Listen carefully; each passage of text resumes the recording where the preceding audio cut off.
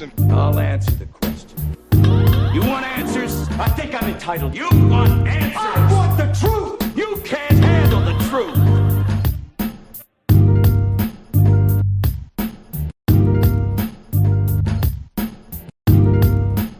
Colonel Jessup, did you order the code red? You don't have to answer that question. I'll answer the question. You want answers? I think I'm entitled. You want answers? I want the truth! You can't handle the truth!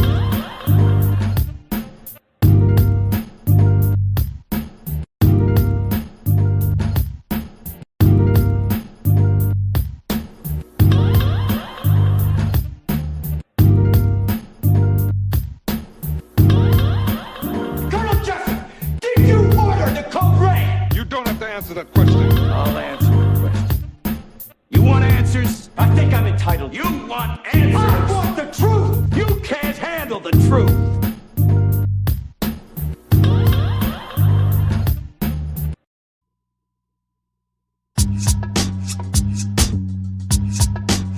Jessup,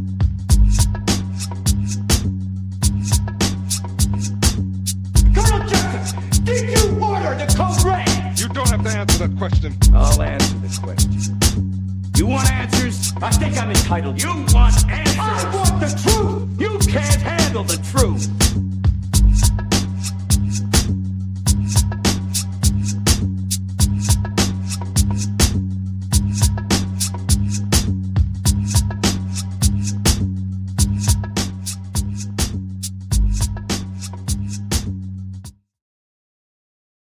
Colonel Jessup, did you order the code red? You don't have to answer that question. I'll answer the question.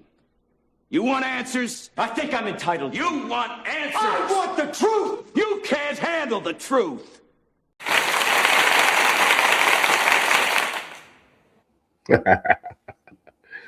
What's good? What's good? What's good? What's going on? What's going on? What's going on? I'm a little bit late. No, I'm a little bit late, but yesterday, whew, yesterday. If you guys know me, you know that when I barbecue, it's a wrap. I got my secret Bronx style sauce that I put on my food. And oh yes, I had some Riri seasonings. Y'all gotta look that up. Riri seasonings. And boy, did I have a good time? Did I have a good time? So yes, I hit the sack, and that was all they wrote. You guys know what I'm talking about. Y'all know when y'all get that good food in your system, that's all she wrote. That's all she wrote. So yeah, I hope everybody had a good time. I hope everybody had a good time. Riri's going to be coming in a little bit later today. I got a lot of special guests coming in today. Definitely got some special guests. Hopefully scoreboard keepers will come back in as well. So we had a good show yesterday. We had a very good show yesterday. And like I said yesterday, them guys over there, scoreboard keepers, they're genius. They're genius because they made them a commitment. All of the other guys, that's all I can say. I'm not going to say any names or anything, but all the other guys made a commitment. And they can't take back that commitment because, like, scoreboard keepers got it on file now. It's on file. Remember back in the days in school when they put you on that file, boy? Yeah, you used to try to sneak in the principal's office and all that to get it off file. But it was just once it's on file, it's on your record. And once your record's there, that's it. So they got the commitment on record. Yes. They got the commitment on record. All right, let's see who's in here now. We got a couple of people in here. Let's see who's here. Let's see who is here. Who's here? Okay, so yes, family's here. Family is here. And once they hear, y'all know I get all excited. You know I get excited. Mr. T Peace, he's here. China Black's here. Tariq, what's good? Peace, peace. Shout out. Thank you again, Tariq. Tariq is a very good supporter for the channel. Last couple of days, I didn't even say anything about the donations or anything. But Tariq is always there, always gonna, and I shout you out definitely, definitely. Tariq, Gary's Garage, another one. Princess is in the building. Princess is in the building. Hey, Princess. See, I told you, don't worry about it. We got this. We got this. We got this. So all that was said for a reason. Okay. So we got this. We got this. Yes, yes. Go gadget. Thank you, thank you, thank you. That's what's up. That's what's up. And so yes, we're here. We're quality 0763. Peace, bro. Peace, peace. Let's see. Let's see. Okay. So yes, yes, yes. We definitely hit some nerves. You know how you say when you step on some toes, the corns be aching? Yeah, well, they put themselves there, and like I said, why I say that scoreboard keepers are geniuses, because the whole time, like, it was so accurate the way they did it, like, because the whole time I was just on pins and needles, needles and pins, trying to get him to say something, get him to say something.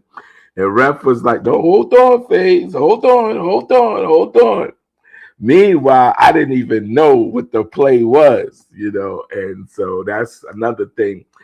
Being anxious, you gotta do what they do, and you gotta watch. And I'm always talking about playing chess and checkers, but yeah, I had to learn that day. No, you playing checkers, brother. You gotta play this chess. So I'm very, very, very, very, very proud of them, over there at Scoreboard Keepers. Um, like I said, we got a nice show today. We got a nice show. And guys, fellas and people, queens and kings and queens.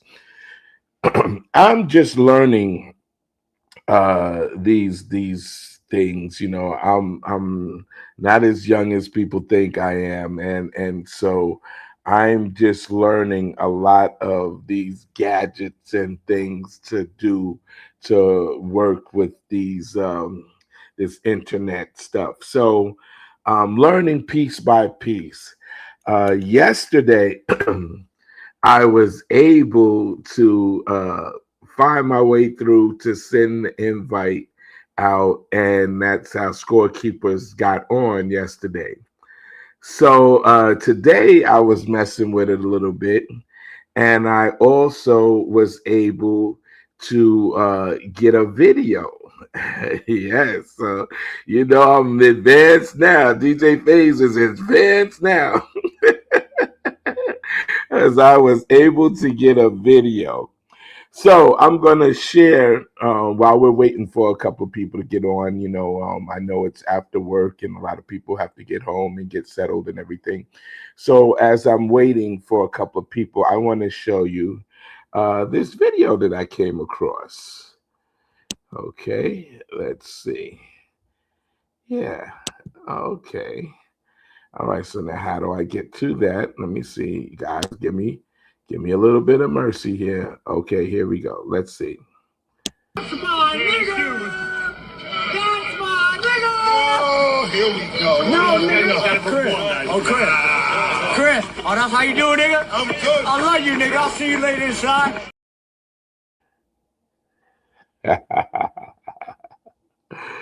Okay, so I know I'm going to get a lot of compliments about that. Not compliments, and comments about that. So I'm gonna play it one more time. Just play it one more time, and then I'll explain to you what it is. Okay. That's my nigga. That's my nigga. Oh, here we go. No, nigga. Chris. Oh, Chris. Chris. Oh, that's how you doing, nigga? I'm good. I love you, nigga. I'll see you later inside. Okay. Okay. Okay. So wow. I'm gonna go to the comments early to see if you guys know what that was really all about. Um, of course, we know that was KRS-One, but let's see if you guys know what that was all about. Let's see here. Let's see.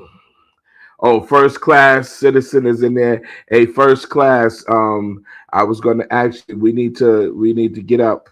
We need to get up. So we need to get some numbers exchanged. Um, that's what's up. Okay, so you guys, let me explain to you. This is the first time I could do this, and I can explain what's going on. So in that video, the person that was saying that's my N word was MC Shan. Okay, that was MC Shan. Okay, and of course that was KRS.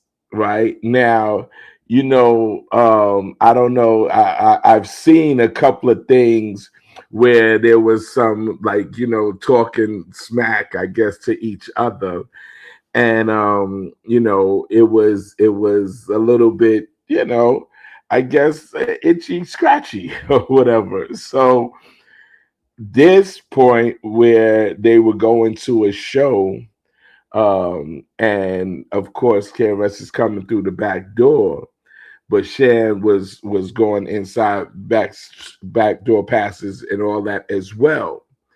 So now this is what I see from it. This is what I see from it. And I'm an instigator, so I'm an instigator a little bit. This is what I saw. I saw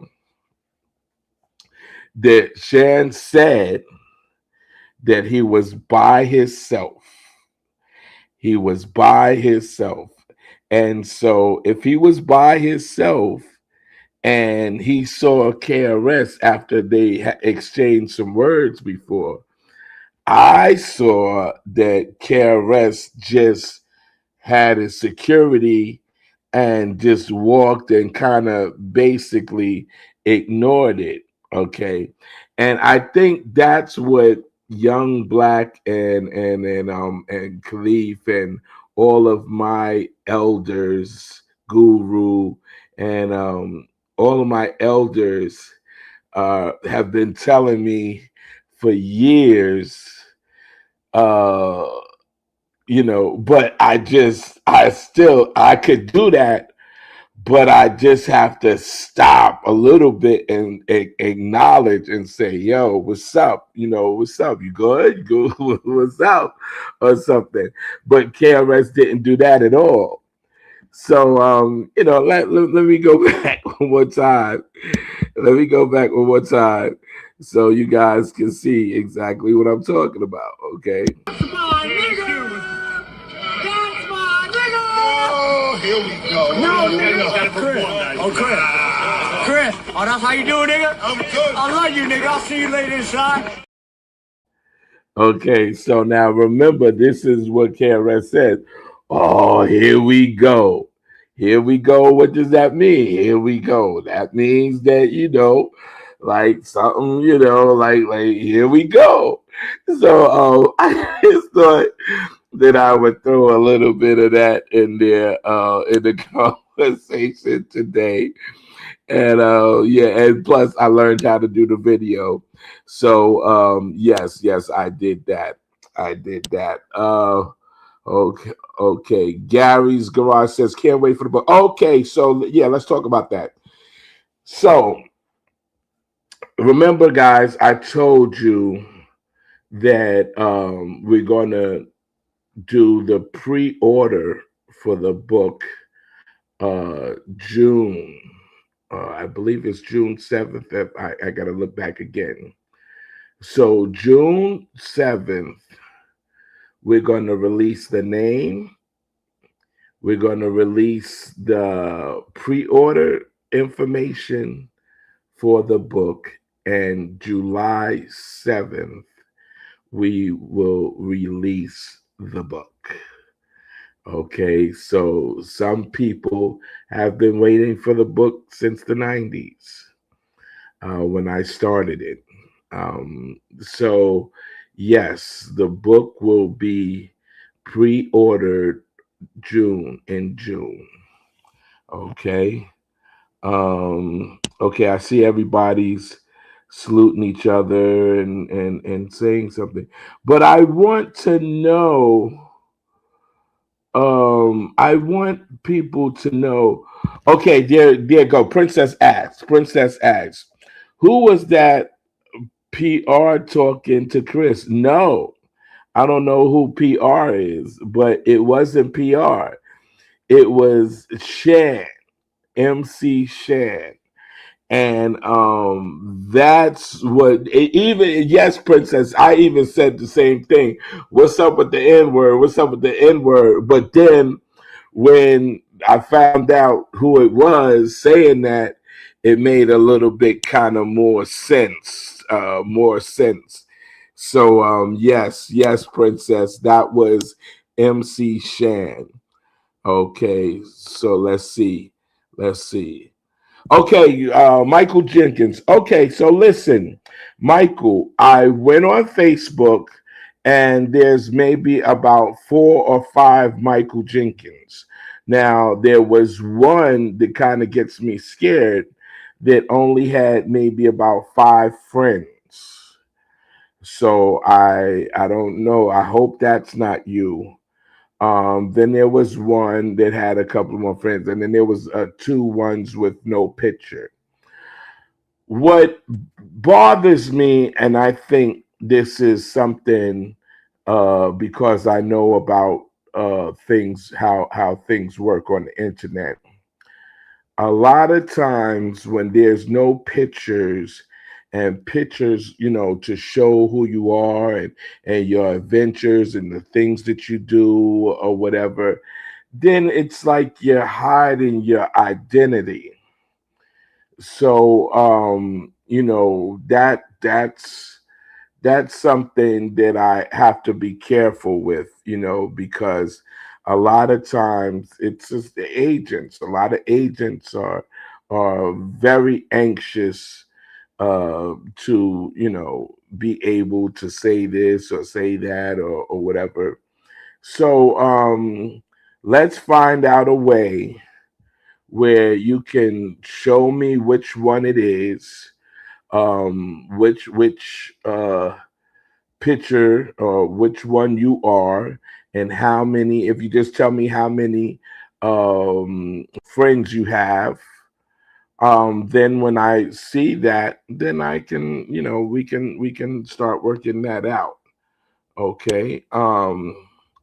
Also, I mean, now not to be funny, but you can always, um, send a donation.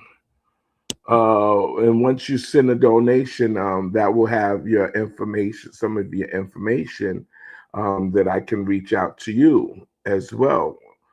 So yeah, send a donation, and that will definitely get us to be in contact with each other. Okay. Uh oh. I know DJ Biggs is not in the building. DJ Biggs is in the building. DJ Biggs is in the building. Okay. Another thing. I have to be able to get Brother Ref up here. And also, people, listen, if you got the notification that I was coming on at 7 o'clock, please put a one or a thumbs up or something in the comments that I can know that you're actually getting these notifications, because I've been finding out lately that and I saw it on Scoreboard Keepers as well, that their YouTube is kind of funny. And a lot of times when they don't want you to know some information, they won't send out notifications. They'll I forget what they call it, but they won't do that. And so a lot of people don't even know we're on when we're on, and they don't know when we're telling the truth and stuff. So you got to be a little bit careful about what we do on these lines. One thing that I am so proud of, oh my goodness, I'm so proud of, I didn't get a chance to watch Scoreboard Keepers before he came on. But when he came on at that time, he was proving something that I had said years ago. I had said that about the disco. I had said that about the merry-go-round. I had said that several times. And so when Scoreboard, I felt so, my head said, "Doo, doo, doo, doo, doo, doo, doo, doo," when I saw that was, something that I had said a long time ago. One thing that I have to address about that video that Scorekeeper said was this, because he said a couple of things. One of the things that I interpreted that he said was that it was R&B, but then he said soul, and that he was used to soul music and stuff. So just like how Ref was talking about how people see things out of their own thing, so soul music, I can actually say was from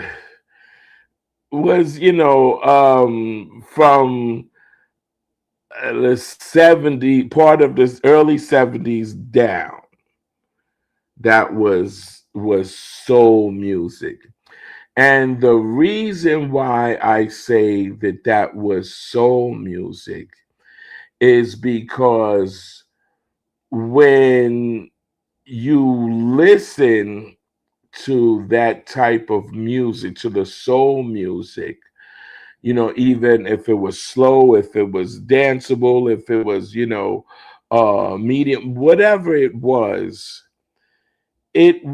more or less the singers were basically the melodies. Now, don't get me wrong. The instruments carried a real melody, but in my opinion, the melodies came from the singers. And I'll demonstrate that one day. I'll show exactly what I mean. Now, rhythm and blues is what you're saying. The rhythm, right, which is the music, and blues is what the lyrics are to explain yourself. So that's what the blues were about. They were about explaining what they were talking about, what they were dealing with, what they were feeling. And so that's when it became rhythm and blues. Okay, so just think about that. That's something to think about. It's something to think about. I don't know, something flew by me, but anyway, that's something to think about. So if you think about that and go back and say, well, wait a minute, okay, so soul was basically singers that were creating rhythms through lyrics. Okay, it's something to think about. Just go back and listen to those Mr. Postman. Da, da, da, da, da, da, da. Okay, so you hear those rhythms within the music. Okay, rhythm and blues. It's just a change up. So where I kind of look at the difference is when I think, to me, rhythm and blues merged in about 1974, really 73, 74. And the reason why I say that is because I see a lot of records that I go back and I listen to, and I look at the dates and I see, um, though, that actual merge. Another thing that I was kind of hearing different things was, so he said in 1972 or 73 that he was 12 years old and that he was looking through his brother's records. His brother had records downstairs. So I'm not saying anything about that age, but if that was the time that he had the club, I'm sure that he must have been a little bit older, because I don't remember a club owner at 12 years old. I don't, maybe that maybe I like you said, maybe I saw or heard that a different way. But and I'm not here to knock the video. I'm just interested to know that timeline. Um, and then a lot of the records that he was talking about did come in that area where 74, 75. I always said, this is me, I always said that disco actually hit and I want to say late 74, early 75. And then 75, 76, the bicentennial year, was a big increase of disco. Um, and then I believe in my heart, this is what I believe. I believe at 74, 75, and part of 76 was a movement. And when I say a movement, just listen to where some of the things that were happening. And when Studio 54 was something, was big in the beginning, that movement was like rampant. Like, there was a rampant movement. And I don't know the letters of it, but you guys, you guys know what I'm talking about, that movement. And so that's why it was so hard for us to even imagine being in that scene, as I could say, you know. And so the club scene back then, I'm not saying that you couldn't sneak in if you were 17 years old or something like that, but the most people back when those clubs were happening was not us at all. We weren't going down there. We really weren't. We were bad kids, and we, I just keep it at that we were bad kids, but we were not going in those clubs at all.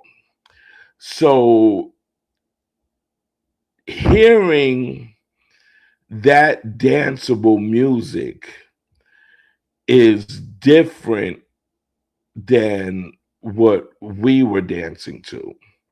Okay, so let's just think about it. By the time we were listening to Teddy Pendergrass and the Philadelphia Sound, we already kind of said that was like a older genre of music that was older. When you listen to Teddy Pendergrass and everything, turn out the lights, light a candle. That's for you and your girl, and that's something. I mean, yeah, he did have some stoppers, and and look at my ain't no stopping us now. We're on the move. By the time those records came out, then it was like, it was something that you did as a couple. You didn't do it solo, and I think that's where a lot of people get it kind of twisted about what we were doing. The Spades and us, we were, us being the Spades, we were more into, how can I say, funk. We were more into being able to, even if you did dance with a girl, because don't get us wrong, we were funky dancing with girls as well. But ours was more like, like, with your bad self. Say it loud. I'm black and I'm proud. Feeling, you know. So for us, that funkiness was what we want. We didn't want that the tempo that just, you could do everything crazy and just do it. We didn't want that. We wanted our coordination to be, like if we did put up the black power sign or whatever, the spade power sign, we wanted it to be like direct. And that danceable music, it doesn't really go on to just one thing. Now, bra, let me explain to you guys something about bra. When bra came out and we were listening to bra, the main thing about bra was that it did just, the break that he's talking about did just break down to the bass drum, to the bass guitar and the drums. Boom, boom, boom, boom, boom, boom, boom, boom. And it just got the hi-hat. Boom, boom, boom, boom, boom, boom, boom, boom, boom, boom, boom, boom. So for us, we figured that, okay, yeah, we can create some different moves to that. That was a good one that we could do, play baseball in slow motion to that record. We could move like in the Matrix, slow motion, and still catch things and run in slow motion with songs like Bra. That's number one. Number two is what I was trying to explain a couple of weeks ago. And that means that, okay, looping or the continuous record. So if you look at those records have sometimes a minute break. Like they'll cut out everything else for about a minute or sometimes more. And so it's not like it's rocket scientists. You don't have to direct on a certain part of it, because if you, especially that has a break in the beginning and in the middle, so you can play that record, and once you're playing that record at any point in time, you can throw on the that same record and continue it without that much of a break. It's not like you have to be accurate to catch it. And a lot of the records that we did, that's why the secret will always be there. And that's another reason why I'm so proud to see these things coming out, but still don't have our secret. So there was a secret what Mario did. There was a secret of how we did it. And till this day, I have not seen anyone be able to do this secret. And there's two secrets to it. And so till today, I'm very, very, very proud to know that that's what it is. That it's the secret that holds the key to what we were doing. And one thing that I had to give to scorekeepers was that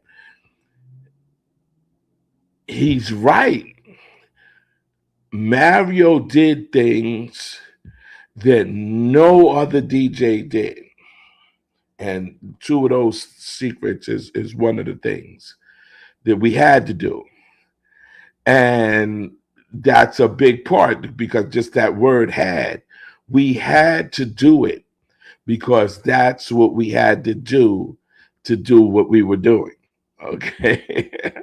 I know that sounds crazy, but yes, that's what it was. So, like I said, watching that video and, hearing the times and stuff was good, but I just was curious to know somehow, and I understand it was a brief video, but, to me, it was like, well, some of these things could not have happened at this point because that record wasn't out yet, or this wasn't that. But that it's no nothing to take away from anything that he said. It's not.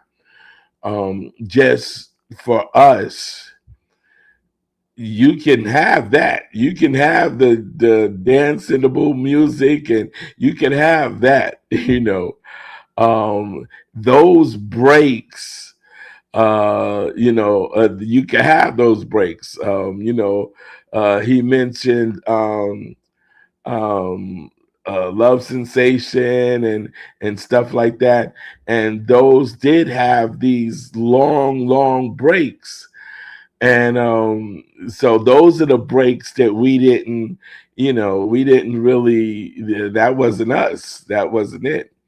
And also now this is something, and oh my God, he said something that made a lot of sense with one record that I'm talking about, and that's MFSB, right? So one of our DJs, okay, I'm not gonna say, you got to get the book to find out. That was one of the songs that brought him, to us in a sense, So, oh boy, oh God, when I say some of these things, man, it's gonna make so much sense, and that's why I'm learning. I'm learning to just sit back and let it be filed up, or let it be, put, because it's gonna have to come out, and then when it comes out, it's gonna. But remember, you said this. Remember, you said this. Okay. Okay. He says, my page says Richmond, Virginia, and it has a picture of me and the city I'm from. Okay. That page with 5 friends is not me. Okay. Okay. Princess says, LOL, that's why I thought it wasn't a black guy. He was saying that's my too much. Yes, Princess. Yes, Princess. That was MC Shan. Let me put it there one more time. Let me put it there one more time.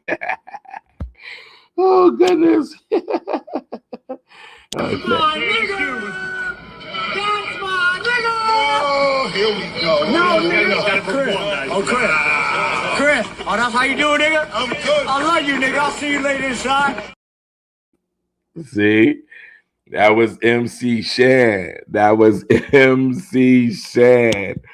And so yeah, that's what it was. Um that's what it was. Okay, Michael Jenkins says that he's the dark skin. I got headphones on. Okay, so I'm gonna check it out. I'm gonna check it out and see who is who and what is what. Michael Jenkins, we're gonna do that. Okay, I have. Okay, got you. Okay, now, okay, now first class citizen is here. And he says it's MC Shan down by law. By the way, that joint was one of my favorites he made. Right. So, first class citizen, what do you think? Put in the comments, what do you think about that interaction after knowing that this thing came about, what they had, the verbal exchange or whatever. What do you think? Okay, back to what I was talking about, the video. Now, what I've been seeing lately is that when people say about hip hop and they bring in 75, 76, 77, where they're starting from, and I'm talking about where they're starting from, has absolutely nothing to do with the creation of it. See, if you go, how can I put it? If you go to a car wash, simple, a car wash, and the car is already washed and got the wax on it, because the car's or got the wax on it. And then you come along with your towel and wipe off the wax, and the car is shiny and looking everything. You came in after it was waxed. You see, now you didn't wash it because the wax goes on after you wash it. You didn't do the tires and everything. You did that after the car was done. And that's what I look at these people that start at 75. That's what I look at those people.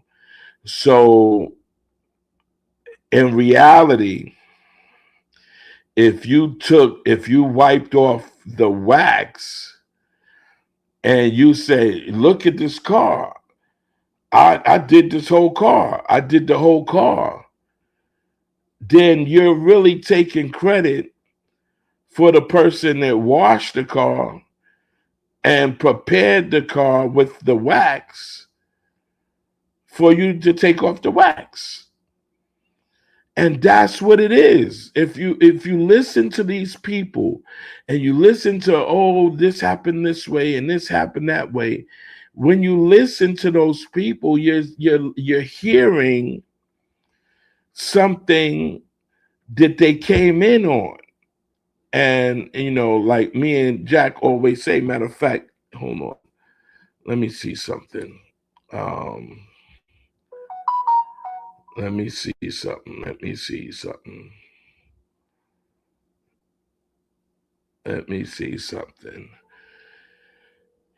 I'm gonna, I told you I got a couple of special guests for you.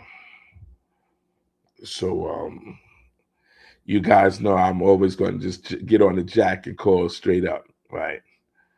Always going to call straight up. So, if anybody, if Scoreboard Keepers is on, please send them over to me. Okay. Yeah. One of the people was actually into something, and like I said, I usually go on at 6:00, but okay, now see, this is exactly what I'm talking about. See people, see what I'm talking about. So yesterday, which I kind of figured something was going to happen like this. Yesterday, we started getting into a lot of the reasons why things are happening the way they are now in hip hop. That's why we started talking about reparations. We started talking about being called black. We started going into some deeper stuff and some deeper secrets that, how can I say, we're not supposed to get out. We're not supposed to be able to tell our people what we were saying. And so putting part 2 in the title is just a continuation of that. You don't know how many phone calls I get to say, and they're subscribed, and they say, "Faze, yo, how did you go on and I didn't get no notification? How did you go on and I did not get a notification?" And so you have to start thinking about it. Why is the truth being withheld? And we started talking about that. We started talking about it. We started talking about that, disco, the word disco was a money thing. It was a label for money. And so hip hop is something that makes money.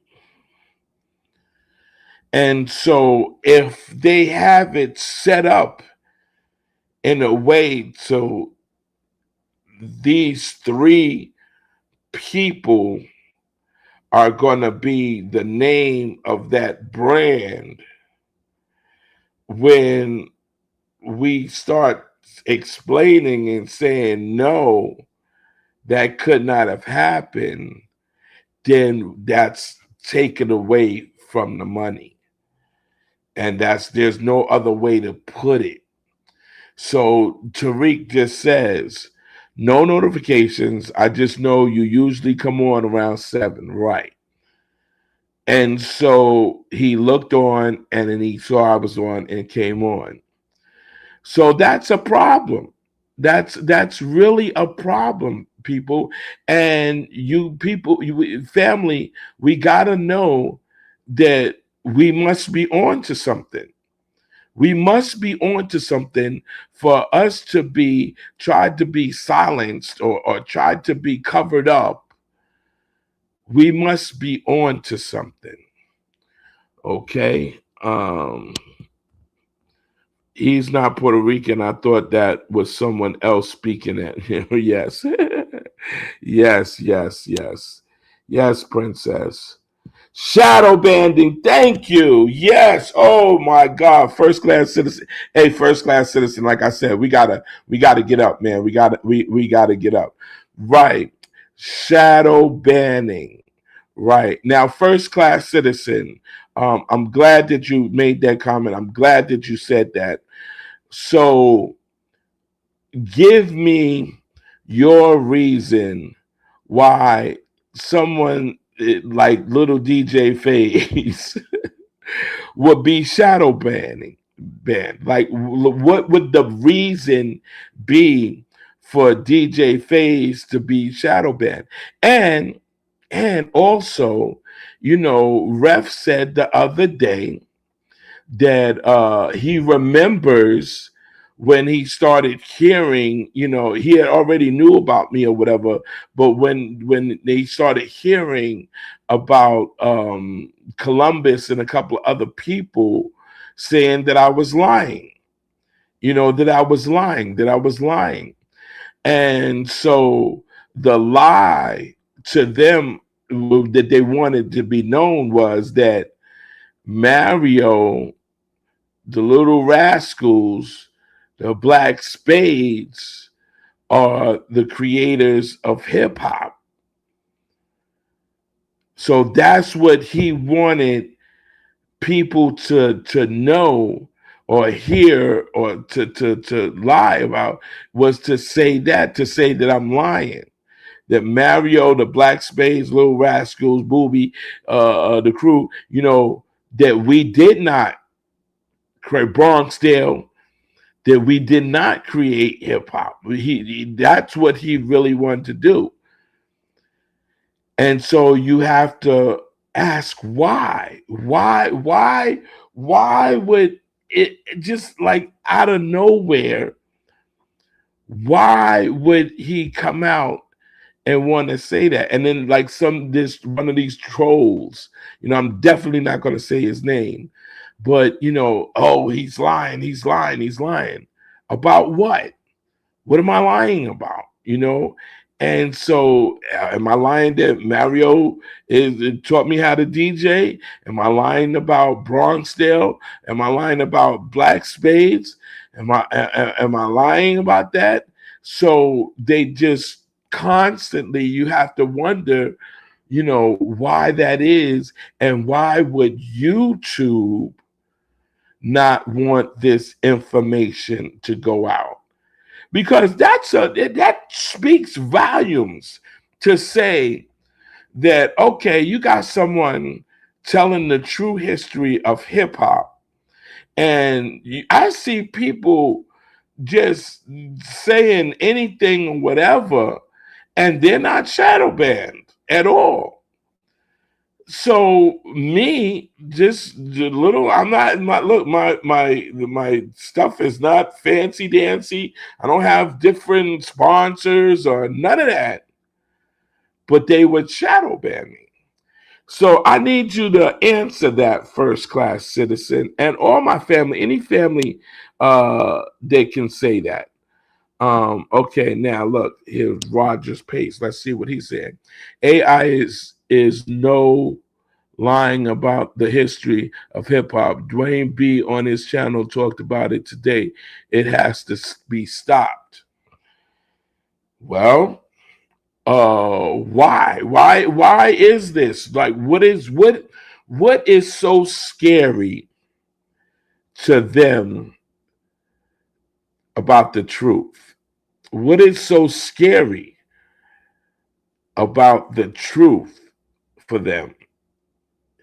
You have to wonder about that. Like, what is so scary for them about the truth? Hold on. Hold on. Hold on. Because I saw something. Hold on. Let me see if this is it. Okay, Mina. Oh, I knew he wasn't pure. Does he support the Cool Jerk fraud story? Good question. Good question. Good question.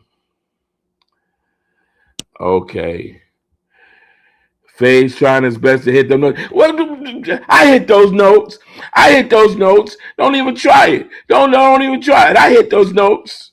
You'll never find. Bong, bong, bong, bong. I hit those notes. Don't first class citizens. Stop snapping. Stop snapping. I hit those notes. All of those that think I hit that note, hit that note. I hit that note. That's right. Right. Tell them, princess, I hit that note. You'll never find. Bong, bong, ba, ba, bong. Oh, God. See, I have fun with you guys. I really do. I have fun. Oh! He's here. He is here. He is here. Okay. So now, how do I do it? Okay. Bong. Okay. Bong. Okay. Bong. Okay. There you go. There you go. There you go. All right. All right. So, scoreboard. It's in the chat. It's in the comments. Okay. He said, okay. Oh, wait a minute. So he said, wait a minute. He was 15 in the loft underage. Right. Right. Okay. And that's cool. That's cool.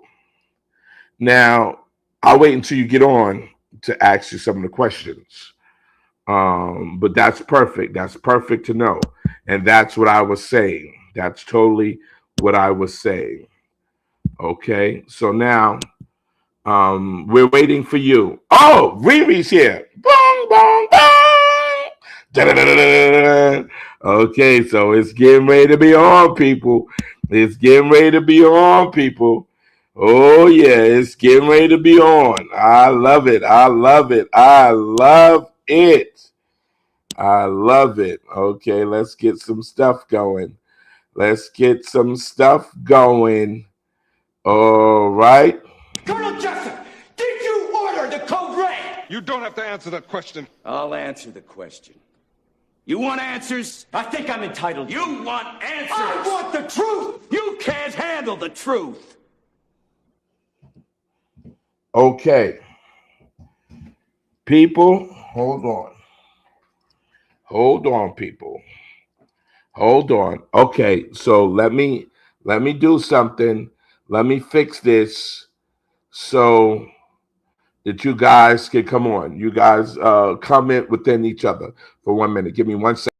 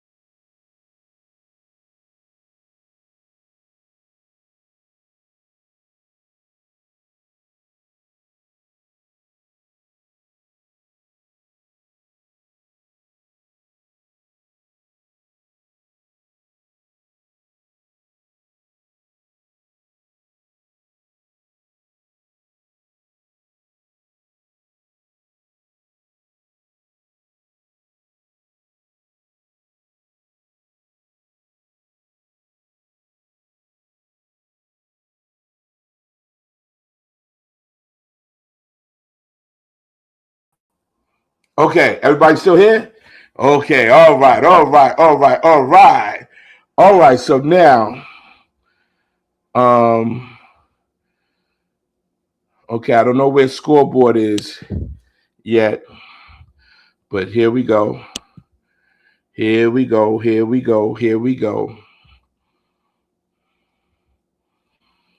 He opened the. Where you at, scoreboard? Where you at? Where you at? Where you at?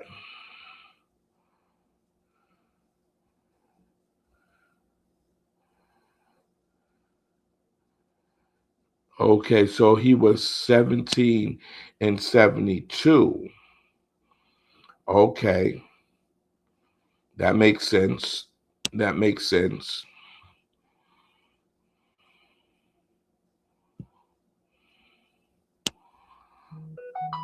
Okay. Hold on. Hold on. I'm trying to figure some stuff out because I gotta come. Okay. Okay. All right. Okay. I got some people. It's working out. You know, you guys, you know, you gotta work with me. Bear with me. Bear with me. Bear with me. Oh wow, Tammy's here. Tammy's here in the building. We're waiting for scoreboard. We're waiting for scoreboard to come. We're waiting for Akeem to come. We're waiting to Mighty Hebrew come. Okay. Okay, here. Look, Princess said it. Princess said it. Okay, Princess said it. Phase, when you get too political, they will eventually shadow ban you. They don't even want you to speak on hip hop too deeply. Why? Let's figure out why. Why do they not want us? Uh-oh. Uh-oh. Uh-oh. Whoa. Uh-oh. I think it's getting ready to be crazy up in here. I think that it's getting ready to be crazy up in here. Colonel Jessup, did you order the code red? You don't have to answer that question. I'll answer the question. You want answers? I think I'm entitled. You want answers? I want the truth! You can't handle the truth!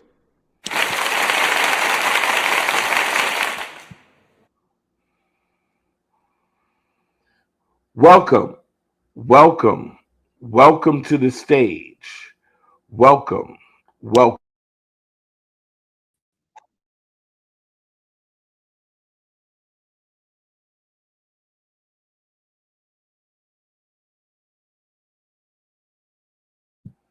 You have your microphone muted. You have your microphone muted. There we go. And good evening. Good Okay, evening. I'm giving you the floor. I'm giving you the floor. I'm muting my mic and giving you the floor. Go. Good evening, ladies and gentlemen. Once again, all praises to the Most High God, not just any God, but the God of Abraham, Isaac, and Jacob. That's the God I serve. It's a pleasure to be here once again on DJ Faye's platform. I'm your host, the Ref from the Scoreboard Keepers, and we 1000% believe that the legendary Disco King Mario is the creator of this thing that they call hip hop, along with the Black Spades. Period, point blank. The history, the evidence is showing us that the stories that we've been told, the narratives that are out there are just not so. And a long time ago, some wise people told me, don't ever build a house on sinking sand. Throughout history, our people have always, I'm talking about, we have always stood tall. We've always fought against the odds. We've always had thick skin. Why would I be worried about being called a baboon when my ancestors was hung in trees?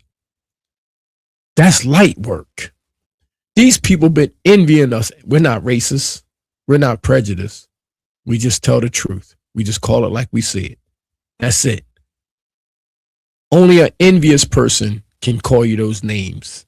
Only somebody that want to be you can call you those names. At some point, we got to wake up and realize that the only reason you're calling me that is because you want to be that. There's some kind of envy. There's some kind of jealous thing going on in your body that makes you do those kind of things, that makes you not want us to prosper, to make us not want to be at the top where we're supposed to be. Because if you were to give us that kind of accolades or those kind of rewards, then we'd probably be ruling the world. So I understand it.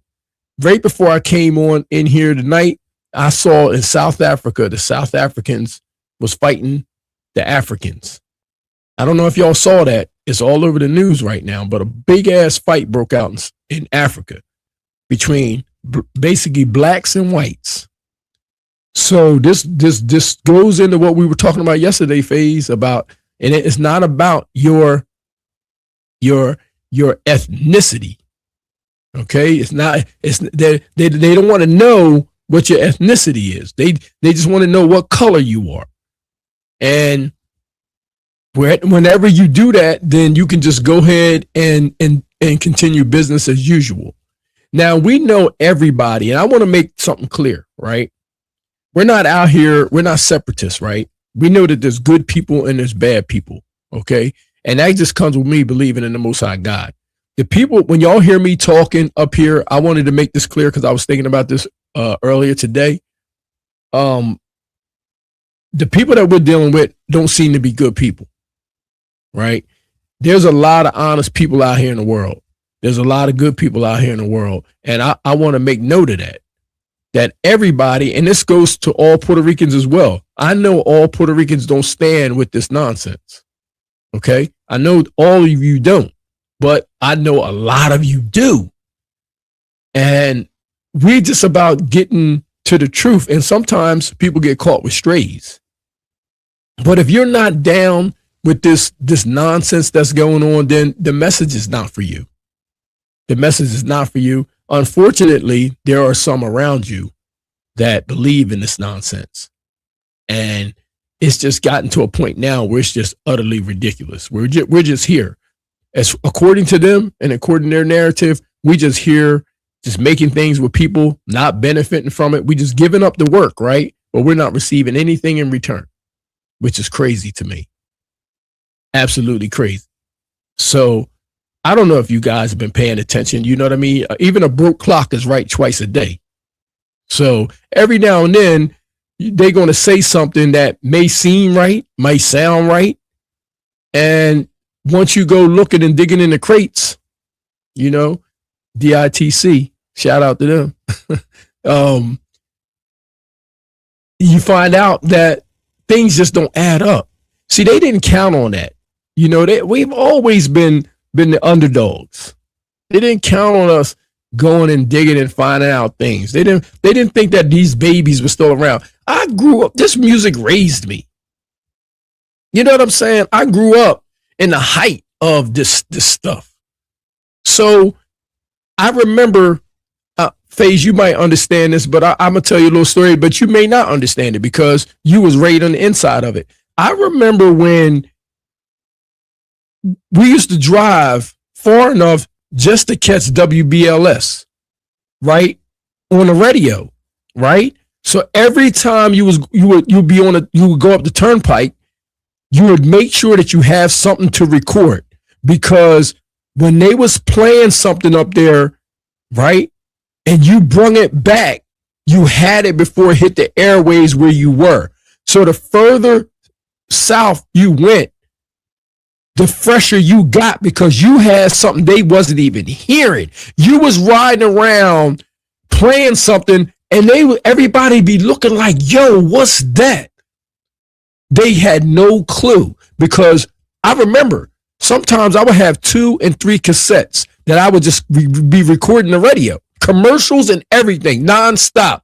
If that damn tape pop, you better turn it over and hit record fast as hell before this commercial get over. Hit record. If that tape pop, you know what happens when the tape pop. You know what I'm saying? When that tape pop and that thing stop, you better turn that thing over, put it back in fast as you can, and hit record. So I know I have 60 minutes of music, right? I got 60 minutes of music, maybe more. But I know within that, I'm catching some of the hottest joints ever. And then wherever I go back and I'm playing this, I never forget it. You would just know that as soon as you get around maybe exit 7, 8, you start catching that antenna, you start catching them airwaves. And then whatever you had on your tape, you didn't get till months later somewhere else. You was always months behind what was going on in New York. So y'all can't tell me, I know. I seen it. And remember what I said. The further you got away from, I want everybody to remember this as well. The further you got away from New York, the less Puerto Ricans were involved. The further you got away from New York, it didn't increase like you would think. It decreased exponentially. It decreased. And guess who started increasing? The Caucasians. Okay. I gotta, like you do me. You gotta do me. Okay.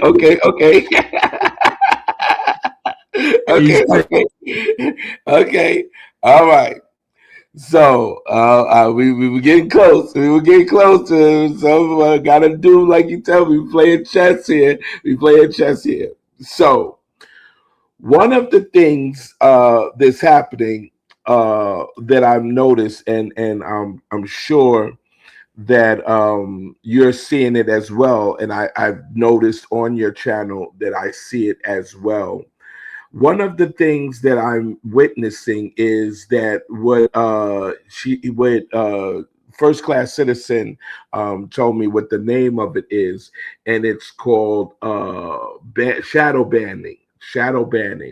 And I had noticed that a couple of weeks ago on your channel. And so I came and I was saying, well, why would they do this to our channel? Our channels don't have millions of followers and all of that. So why would they take small channels like ours and shadow ban them? So do you have, can you kind of give us some answers to what you think about? Absolutely. I mean, absolutely. Yeah. The shadow ban thing is real. I'll be the first to tell you that on the Scoreboard Keepers, I've never had 100 likes. On the video that you were talking about the other day, I have over, I believe it's like almost close to 1,000 views, right? And it's only one comment in there, which means that it's more foes than friends watching the video.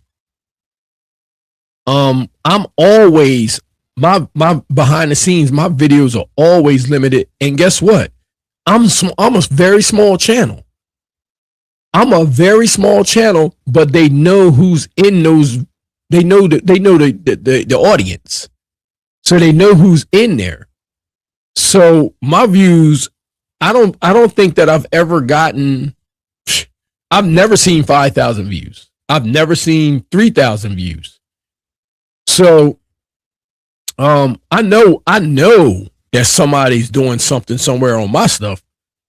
I know. Compared to the research that I've been doing, to me and to me to be doing all this research and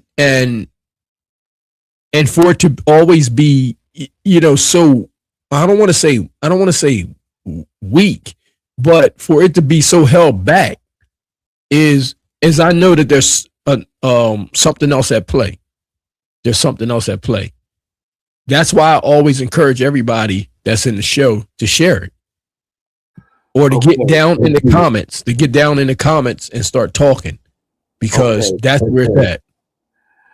Okay, so that was basically what I was looking for an answer, because so I think the next question would be that what is so critical about, because our channels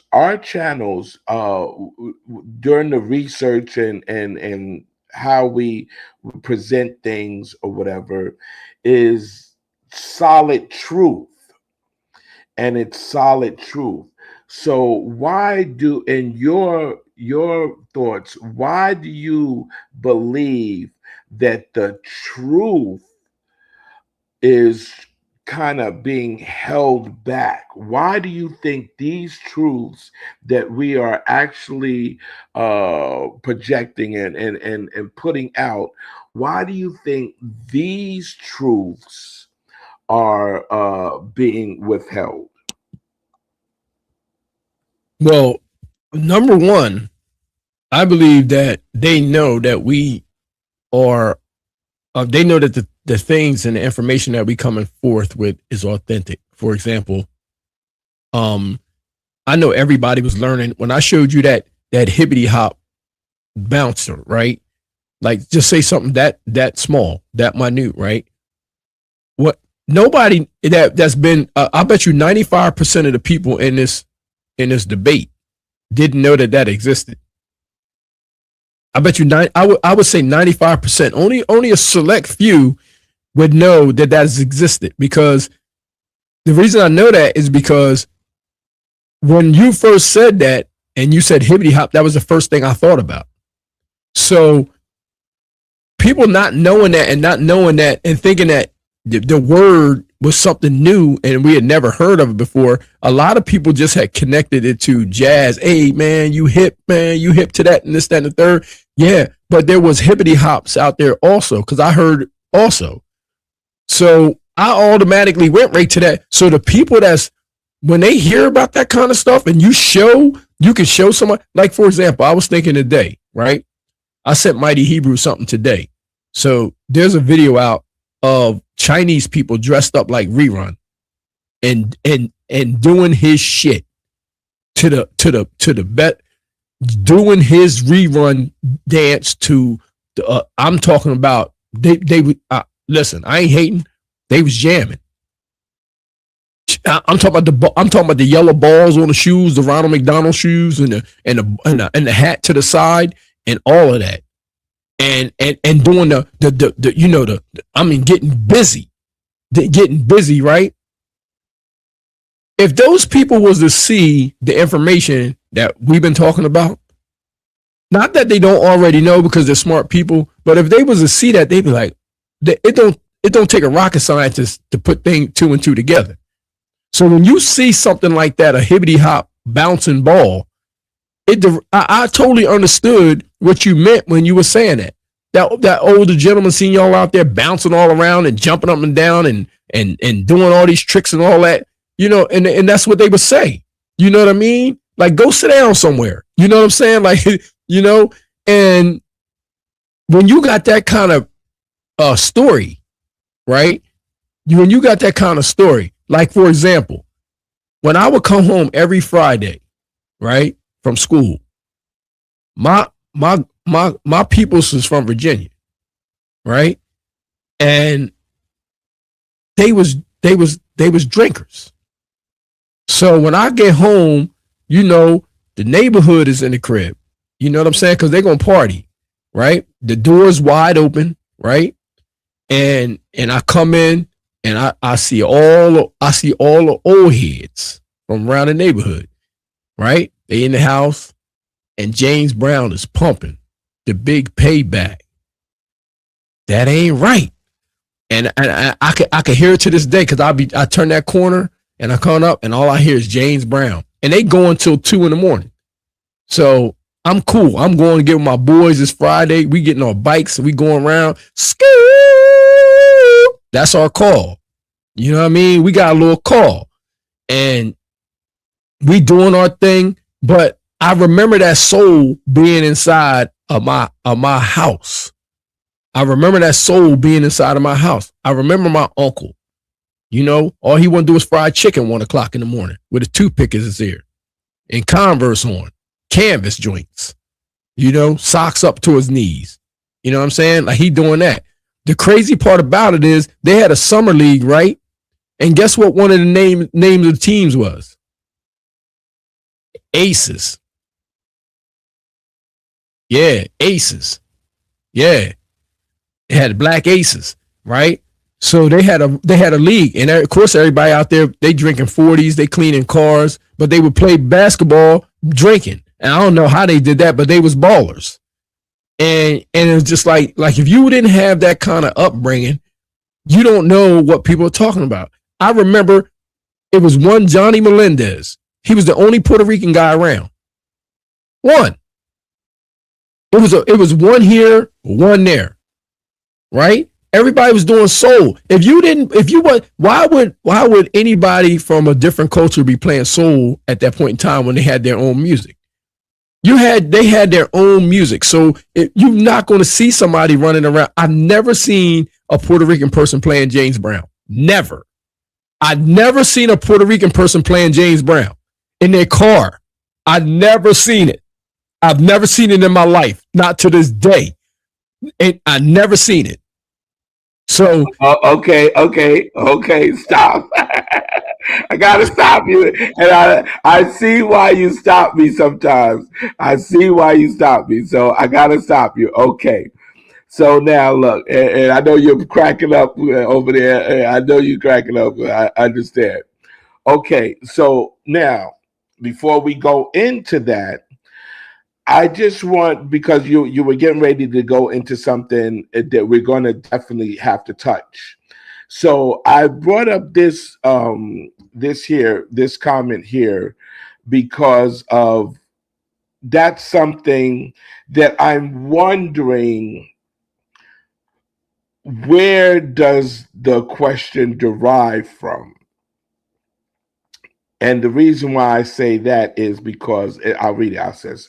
It says the confusion is that extending the breakbeat was the beginning of hip hop. So how could you tell the difference between a so-called hip hop party and a regular party black people make? Okay, so now I need you to answer that first. And then I have a couple of questions that I have to ask about the wording of this exact question. So I'm going to give you the floor and you answer it. Here, wait a minute.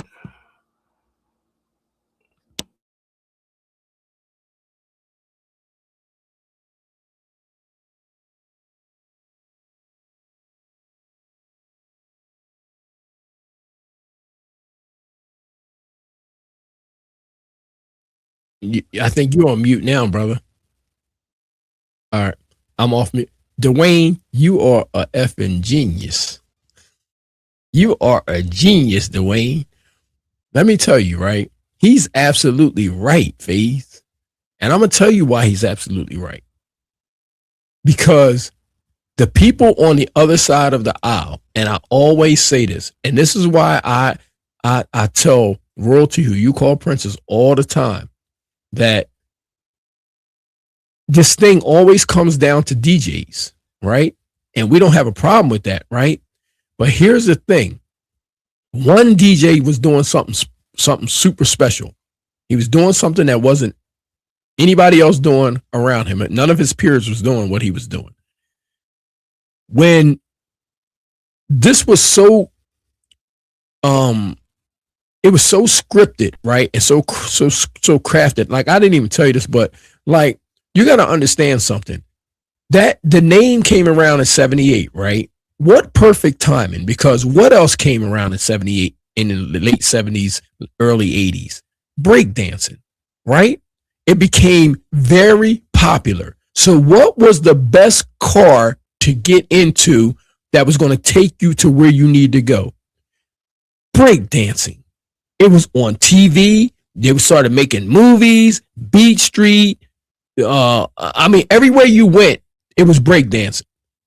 They was having breakdancing classes. You looked on TV, it was breakdancing. Everything was breakdancing. They had forgot all about all the other dances, which he's talking about in a regular black party. This is why I always say breakdancing wasn't the first dance of this culture. This is why I always say that. So when you say extending the break beat, you're actually speaking their language. I don't do that. I'm sorry, I can't. Because extending the break beat means that they was extending the break beat because the narrative now is that so that everybody could clear the floor, make a circle, and they start spinning on their backs. No.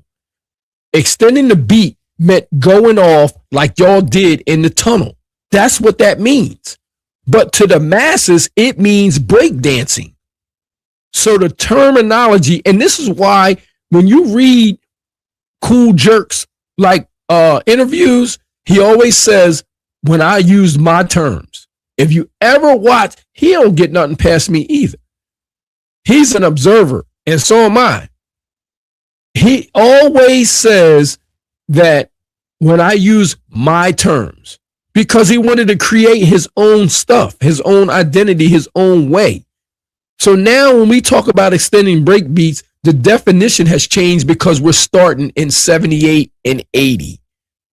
And it's wrong. It's wrong. I saw what Young Blackjack was doing. That don't look like what they're doing. It's a break beat. Why are they offbeat?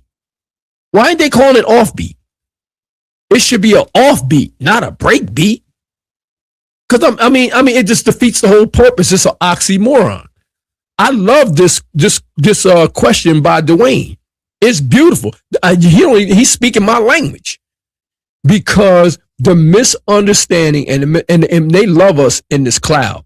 They love us in this cloud because all it does is bring confusion.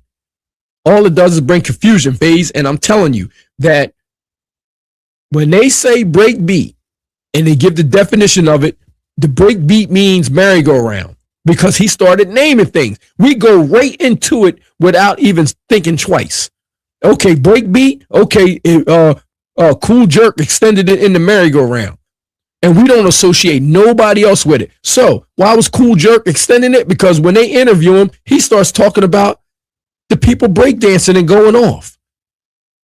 That's what he starts doing. He starts talking about the going off in this and that. So shit. So now the first thing we thinking about is the Herculoids. The Mighty Hebrew talks about that all the time. When some people thought that was a crew or they didn't know if it was a crew or a sound system. I mean, it was like crazy. Like, just think about that for a second. People didn't know if the Herculoids was a breakdancing crew or if it was his sound system.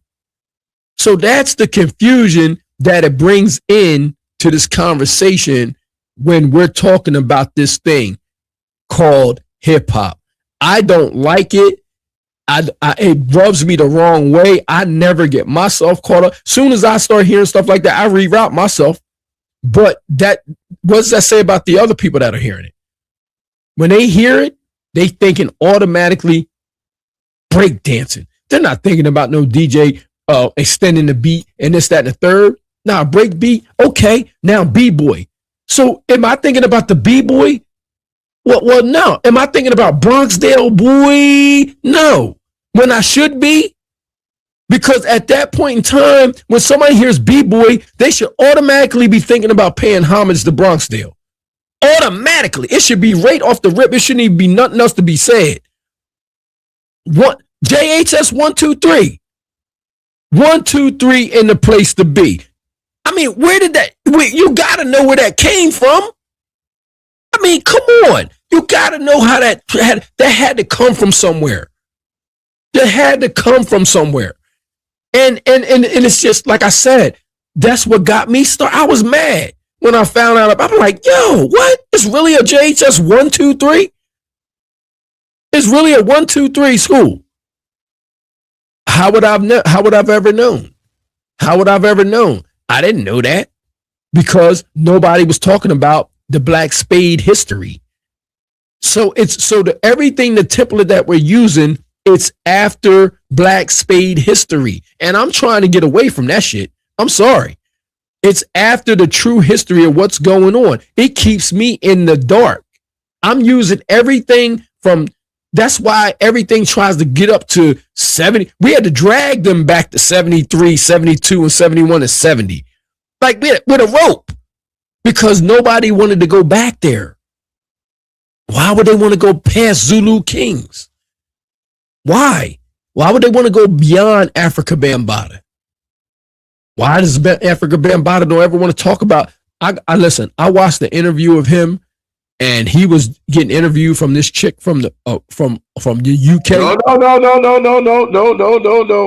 Don't go there. No, not yet. Okay. Not yet. Right. That's part of it. Not yet. All right. I got it. I finally learned. You taught me that. You taught me that. So I know you over there cracking up because I muted you, but you taught me that. All right. You taught me that. Okay, so now because I see we going in, okay, and I was supposed to ask you about. I think that's the interview that I'm supposed to ask you to send me. Okay, so that we gonna hold on. Okay, so now this is my take on this question. All right, so let's break it down all the way. The person says, Dwayne says, the confusion is the extending the break beat was the beginning of hip hop. All right. So what does that mean? What does that mean to me?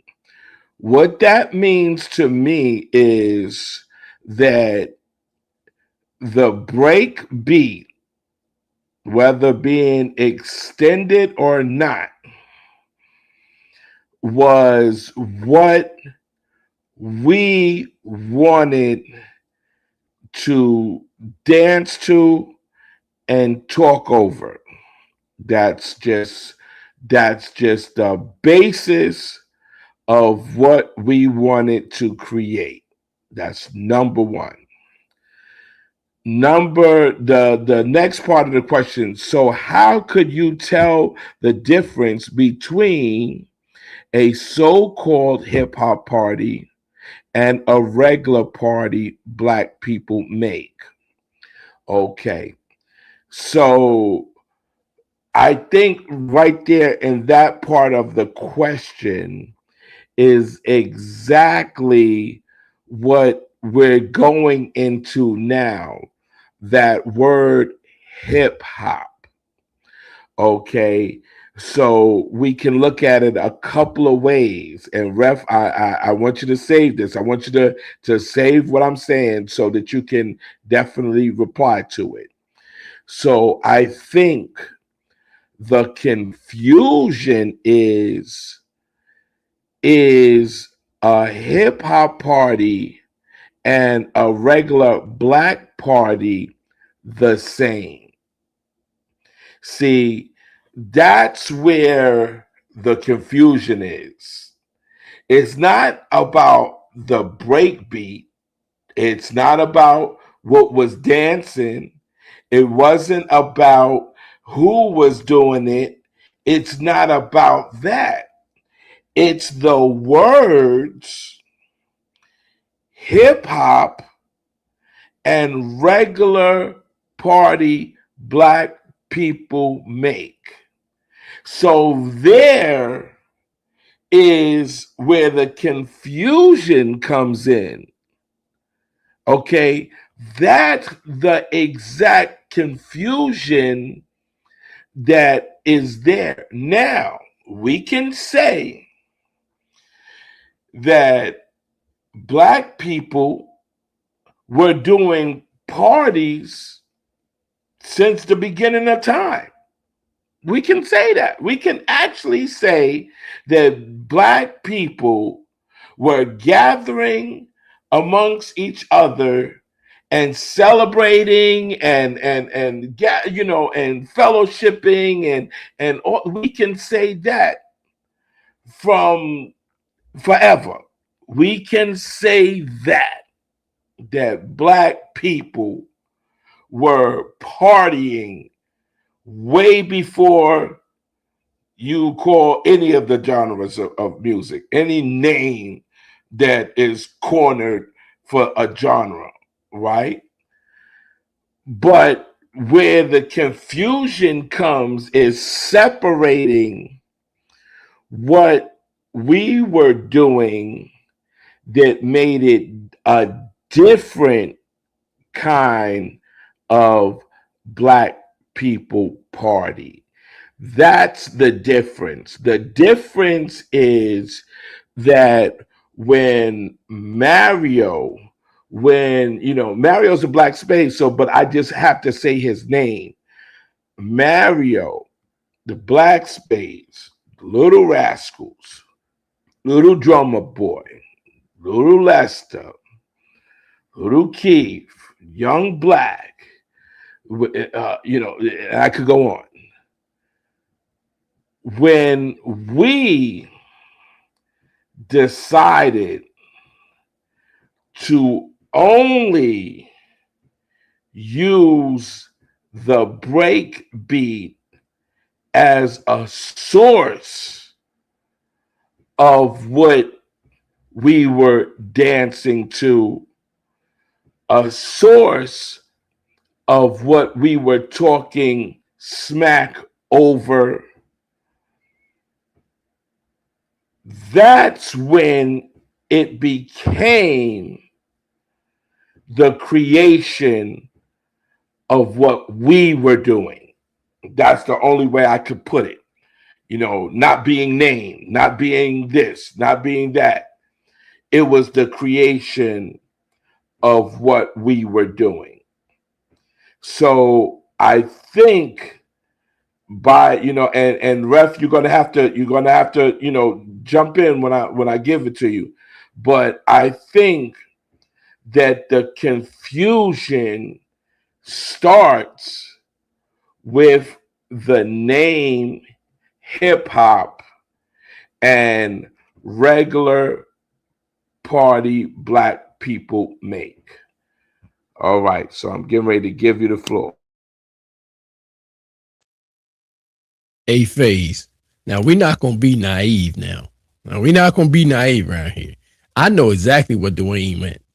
And Dwayne, I know doggone well that I ain't never been to a black party that ain't got no hip hop there. I've been to baby parties and they playing hip hop. Everywhere we go is some hip hop there because the people is there. Even weddings is hip hop there. We see it everywhere because it's all about the crowd that's in the building. When it's time to that music come on, you're not gonna be just playing no damn Hall and Oates. It got to be some hip hop up in there, even if I'm in my tux a little bit. It got to be some what you so-called hip hop. So this would be like being in the 60s and somebody saying I'm having a party, but ain't no James Brown gonna be being played. Like, no, that's not gonna happen if we're in the building. If we're in the building, we need to hear some of us or most people are leaving. And we all know this. Most people are going to be leaving. They're going to be hitting the exit doors. So I'm saying that not only is it the word, it's the two words. It is the hip hop and it's also the break beat. Because as I said before, if you're talking about a break beat to somebody right now, everybody is going to go right to thinking breakdancing because going off is not around anymore. If I'm at a hip hop party and you saying breakbeat, somebody has to be ready to break dance. And that's why you don't see breakdancing really going on anymore. And the sad thing about it is they're acting like if they would have left it to its original word, then we all understand that if they play the breakbeat, it don't mean you have to get down on the floor. You just go off. You could have just go off. You ain't got to get down there and start windmilling. But they changed it. Now everybody think you got to be doing spinning spins on your head with a windbreaker on. Like, I mean, it's crazy. And guess what, FaZe? Not only does that, this is what makes me really angry. This is what makes me really angry. That with that terminology that they used, it was so clever because they couldn't just go off by themselves and just take breakdancing. When they went and started packing up the car, you know what else they took out your house when they left FaZe? They ain't just take one thing, FaZe, out your house, FaZe. They went and took Big Daddy Kane. They went and took Nasir Jones. They went and took Beanie Siegel. They went and took Jay-Z. They went and took Public Enemy. They went and took NWA. They took Dr. Dre. They took Kanye West. Yo, they took Jazzy Jeff. They took DJ Cash Money, Marvelous. They took Houdini. Bro, they took Stetson Sonic. Bro, they took everything under that umbrella as if it was all theirs. When technically this thing that they're doing right now, or attempting to do, I should say, they should have just took breakdancing, but they couldn't. You know why they couldn't, FaZe? For the same reasons they haven't all this time. Because they can't exist without you. That's why. You got to be there. What kind of credibility do they have? They walk up in there and ain't no baboons up in there. That's what they said, right, Royalty? Well, what kind of place would it be if we ain't there? It's no different than the party. You know how you go to one of them parties and it got to be one of us in there? They always trying to invite us to the work party. You know, Royalty. I know you be in the cubicle, Royalty. I'm just saying. You know what I mean? You got to have one of us there because one of us can make it a party. You know that. We give off so much energy, man. That's why when we all around each other, it's trouble because everybody giving off that Super Saiyan energy, man. And that's the problem. So they didn't just leave with that. They took the turntables. They took the MCs. They took everything. FaZe. They should have just took they should have left with what they came with. And they didn't do that. A couple of windbreakers, a pair of Pumas, and some cardboard. That's what they should have left with. That's it. That's all they should have left with. But no. They took Jay-Z. They took Cool G Rap. You know? They took De La Soul. You know, and that bothers me. That bothers me big time. Right. Oh my God! You know, I love, and this is just real. I love how you have interpreted things thus far. And you know, it's really impressing to know your variety of knowledge. It really is. I'm very impressed with that. One of the things that I was trying to go into is that's why I stopped you before, because I think when you're saying what you're saying, we're all leading to the same vehicle that shows that there's a reason that they are trying to steal, or there's a reason that they have took what they have taken. So one of the things that I listened to in your video with Gracia was that he said he never heard of the word disco, and that it was from the record company. I need your take on that because, like I said before, you said it even as well, is that they try to label Mario with something because they couldn't put they couldn't profit, may I say, with what Mario was. They could not profit by that. They cannot profit by the truth because they have already set up a lie that is already what they profited from. So just from your video, I need you to explain to this audience what did he mean by the name disco being created by the record company. Okay, let me unmute you. Okay, he was very, very, very clear in what he meant by that. He was saying that in essence that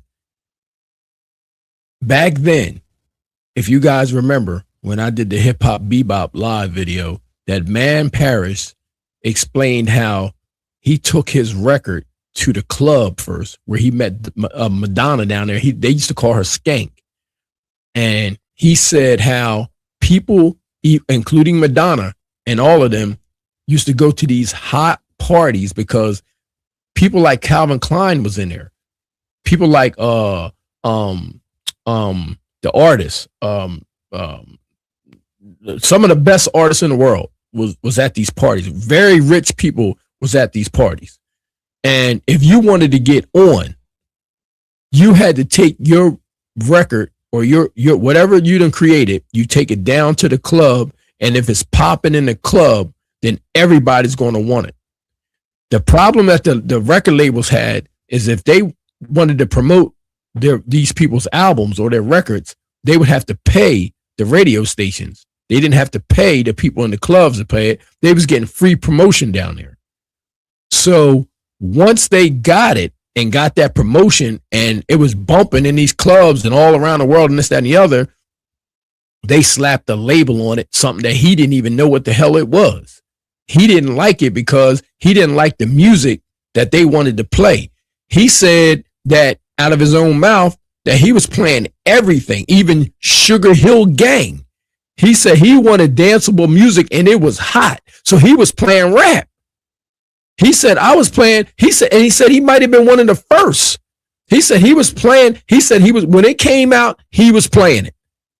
And he said he didn't care as long as it was danceable music, but the record labels felt different. He said that's what effed it up, basically. He said they messed it up. He said they killed it because he was playing everything. He wasn't limited to anything. He was playing everything. He said if it was danceable and it was good music, I was playing it. And he was, I think he even mentioned the OJs. He was like playing some stuff up in there. Like he said he used to play all Michael Jackson stuff, all the way even up to then. So he was getting into everything. But basically what he was saying is that the people would come to him to get their music put on, and he wasn't the one. He calls it. If you notice in the video, he was always talking about his establishment as a club. He wasn't talking about it as the disco. And then when they put that label on it, he said as soon as they put the disco label on it, it was selling like 100,000 copies. It was selling like 100,000 copies just by putting disco on. He said even if the music was trash, because you was buying a disco record. Because just think, the scene was hot, right? So they seen how these parties was just jumping, and you would hear about who was there. So if you saw disco on it, you would just want it because you knew that it was coming from whatever you was hearing about. So whatever was going on in them discos at that point in time, it was popular. And I'm pretty sure the people that was buying it had the money because you know the kind of audience they was having down there. Their clientele was something different. It was going on down that joint. You know what I mean? Like, yeah, pause. Yeah, pause. Yep. It was going on down that joint. Everybody was sweating. All right, because that's the next thing. That's the next thing. Hold on. And you got to give me the letters. You got to give me the letters of that what you're talking about now. But hold on one second. Okay, so now, oh my God! You see, that's why I say, and I could say it on my channel. I don't curse on his channel on Scoreboards Keepers. I don't curse. But on my channel, I can curse, and I said it yesterday. You're a fucking genius, man. You're a fucking genius. Okay, you're a genius. Okay, you're a genius. Okay, so now listen. And I kind of figured what that question was. So I'm gonna put it up on stage now. It says, I was trying to say in the beginning, what was the DJ doing at a hip hop jams party? The Spades were doing and any other party black people were doing in the early 70s. So, like I'm saying, he wasn't putting it in a statement. He was putting it in a question. And that's why I was kind of curious to what this was leading to. And that's why I was a little bit curious. Now, one of the things that made me a little bit curious is, and some of my people here will know that there was a Dwayne, not even going to mention his name, but there was a Dwayne that was absolutely trolling and was absolutely against everything that I said, and absolutely. So we ended up, because I was losing my composure and stuff. So, we just ended up saying, okay, we don't even need this. So I don't know if they changed the name or whatever, but to listen to the question, and this is why I'm glad you're here. If you listen to the question together, you'll see that, okay, other party black people were doing in the early 70s. Okay, so we have shown so much on my channel, your channel, on the grandfathers of hip hop, on the culture since 71, and other people's things. we have showed what Black people parties have been. So this question gets me a little skeptical. So I'll let you answer this question.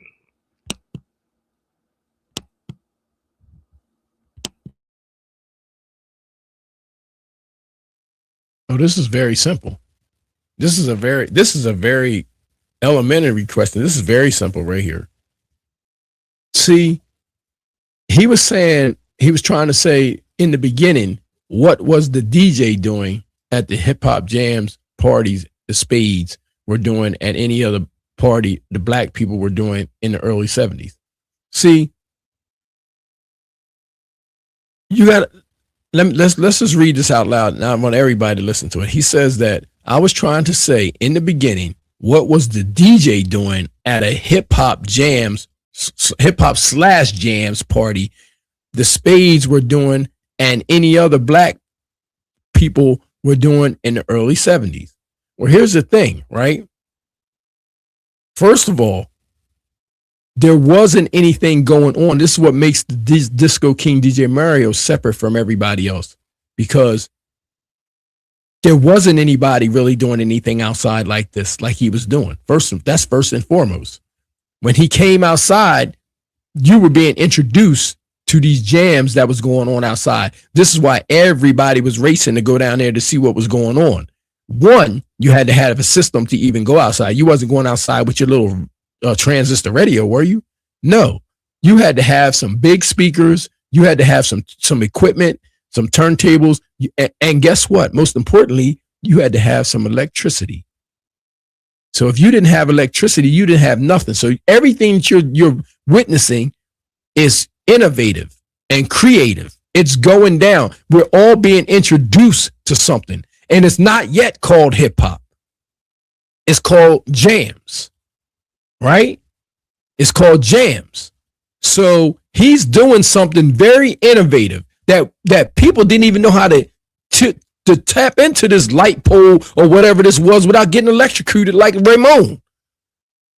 Like, I mean, everything that's going down is something that it's in real time. Everybody's experiencing something new. So what was going on at a regular party, and then what was going on outside what was going on inside came outside to everybody else. They brung it outside. So what you're talking about is one and the same. Okay? Because what these guys are doing is they're playing break music. They knew what to do. They're playing break music to see the interaction from the crowd.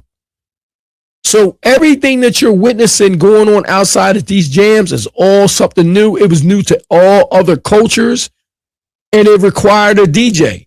The problem that I'm having is that you included hip hop in there. And this is where you go off the rails a little bit, because what he was doing should not have been defined as that just yet. He was blazing his own trail. It would have been very interesting to see what would have happened if it would have continued without people putting their hands in the cookie jar. It would have been very interesting, because what he was doing was something innovative, and all the people just knew it as the jams. And then, of course, when you come to one of these jams and they playing these break beats, everybody was going off. If they play something that you like, all the creativity is going on in the crowd. Everybody's not coming there and everybody's just doing the robot. All the creativity is in the crowd. So all of this innovation and all of this stuff is taking place. It's going down in there. It's one big ball of innovation going on. Guess what? When you came there, you just didn't want to dance. You came with your clothes too. I want to see what the Green-Eyed Genie is going to be wearing at the next jam. I want to see what phase is going to be playing at the next jam. I want to see the Disco King DJ Mario do the freak at the next jam. All right. I just want to see these things. This is the end. This is what made it so great. because there was so many different kind of things morphing all at the same time. So your question and the answer to your question is it was the culture. The people are there. The creative culture of the people is there. And him as a DJ, he was doing what any other DJ was doing. And is make sure that he is controlling that crowd and doing what he has to do to bring the best out of his crowd. And at this point, when things get this big, it's almost out. It's no controlling it. It's no controlling it. It's starting to move around from borough to borough. You're starting to have different people come, and now here comes all these different creative innovations to this one thing.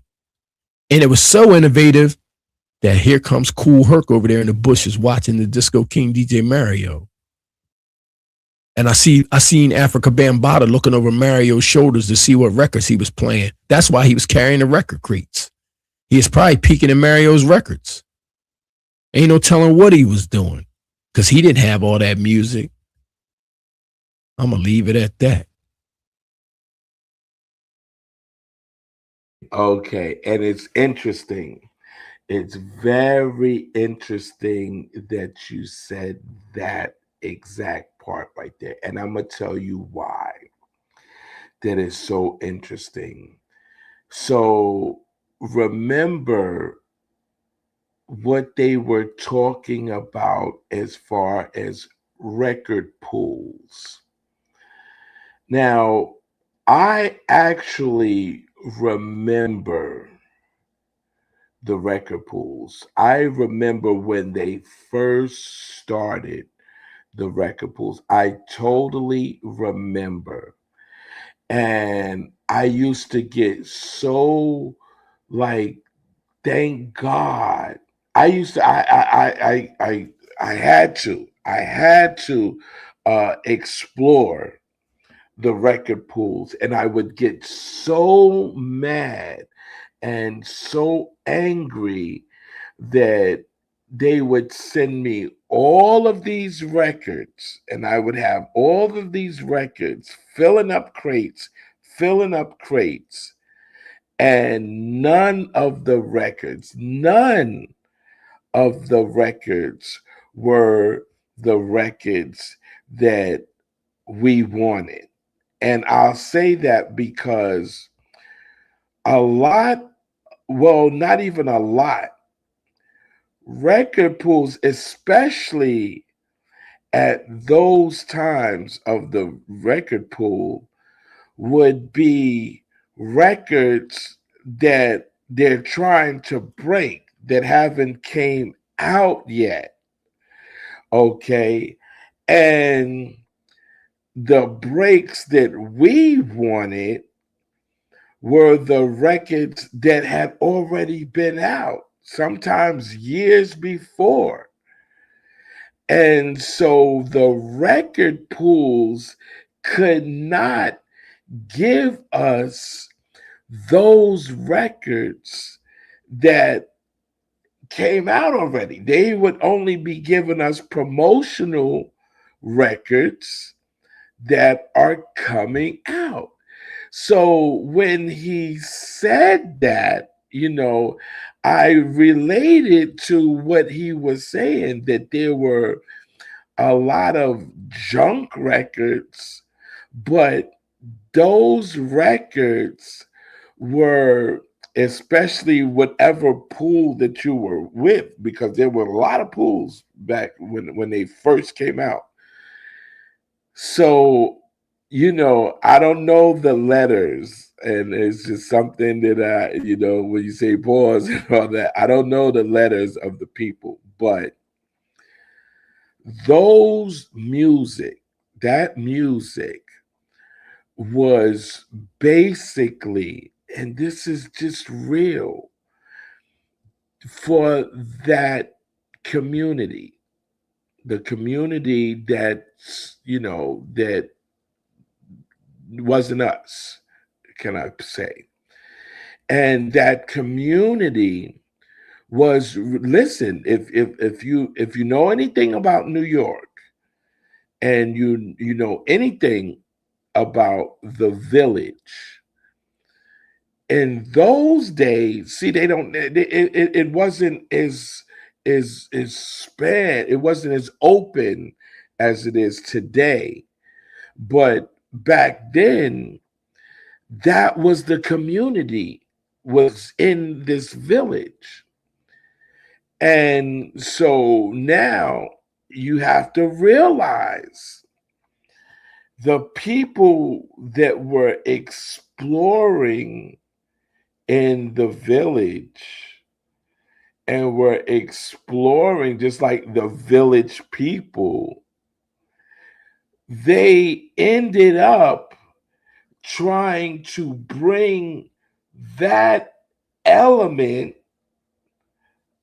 uptown, up to where we were at.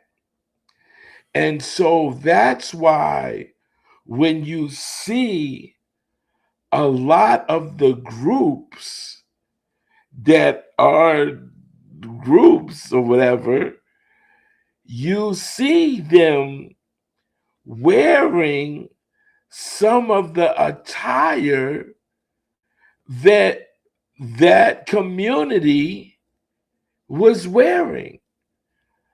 And see, that's where the problem came in. And I'm going to tell you straight up, because our crew, our you know, our people, our us, when I say us, meaning, you know, Bronxdale, the people that was ever, you know, there was a part of it, we weren't into that. You never, I don't care how many pictures you got of us going back in the days or none of that. You'll never see, even when we did shows, even when we did something, you know, we never had that attire. And that attire comes with those type of parties. In my book, I met Madonna, and she even said it. She even said it about when she met me. She said that before. That type of community was around the time that the disco was kind of coming into play.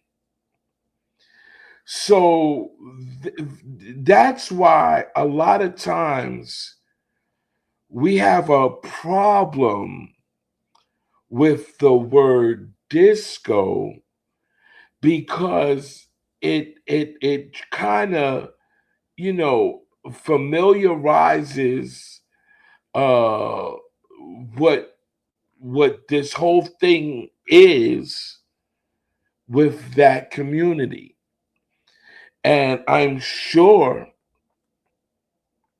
when you go back and you look at some of the groups that were supposed to be so hip hop, was supposed to be so, you know, masculine, so into what the culture of what we were doing was, then you look at their attire and say, wait a minute, hold up.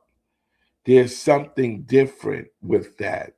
So my question is to you, Rev, is do you kind of understand the part of why we kind of uh have a difference when people say disco and the way they dressed and everything, and that's another reason why I usually like to show how I dress, how I always dress, how I always, you know, for shows or anything.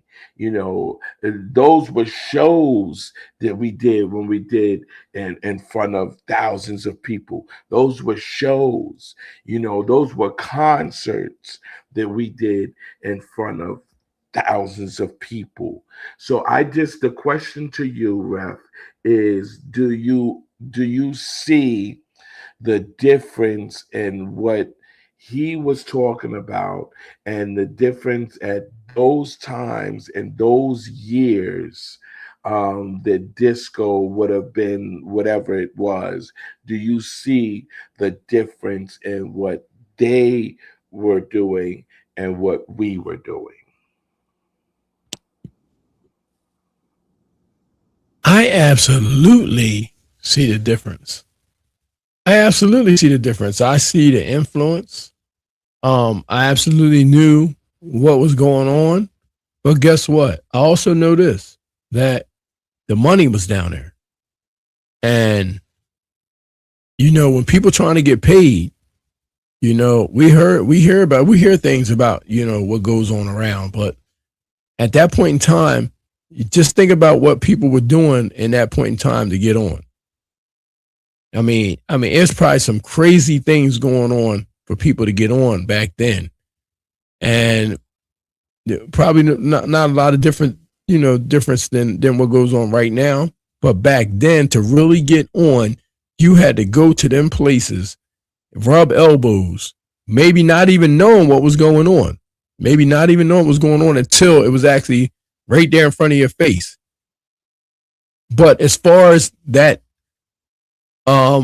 just because that type of atmosphere was slapped with a label,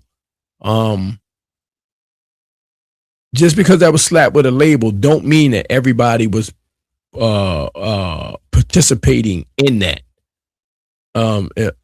It was hit with a label, and if you was attending, like with Disco King Mario, if they say he was a disco DJ, like I said, everybody thinks about that part, that aspect of it. But we just talking about music. We know he wasn't going down there and rubbing elbows with nobody. He's a gang member with a pistol in his pocket. You know what I'm saying? We know he's not getting down like that. So I understand how some people, like I said, it's no different than breakbeat. Like when you say breakbeat, I'm going to think, and b-boying, I'm going to be thinking about the 1980s breakdancers. So if somebody puts a disco label on a Disco King DJ Mario, and those that don't know the history of disco, they're going to be thinking, you know, The Loft, John Travolta, Studio 54, when that's not how it really went down. Now, if you was to say that Mario was hanging in the clubs, right? Now I'm going to be like, what? Wait a minute, what? Like, what was he doing in the gallery? Like, why was he hanging in the clubs? Because he's not a club type of guy, right?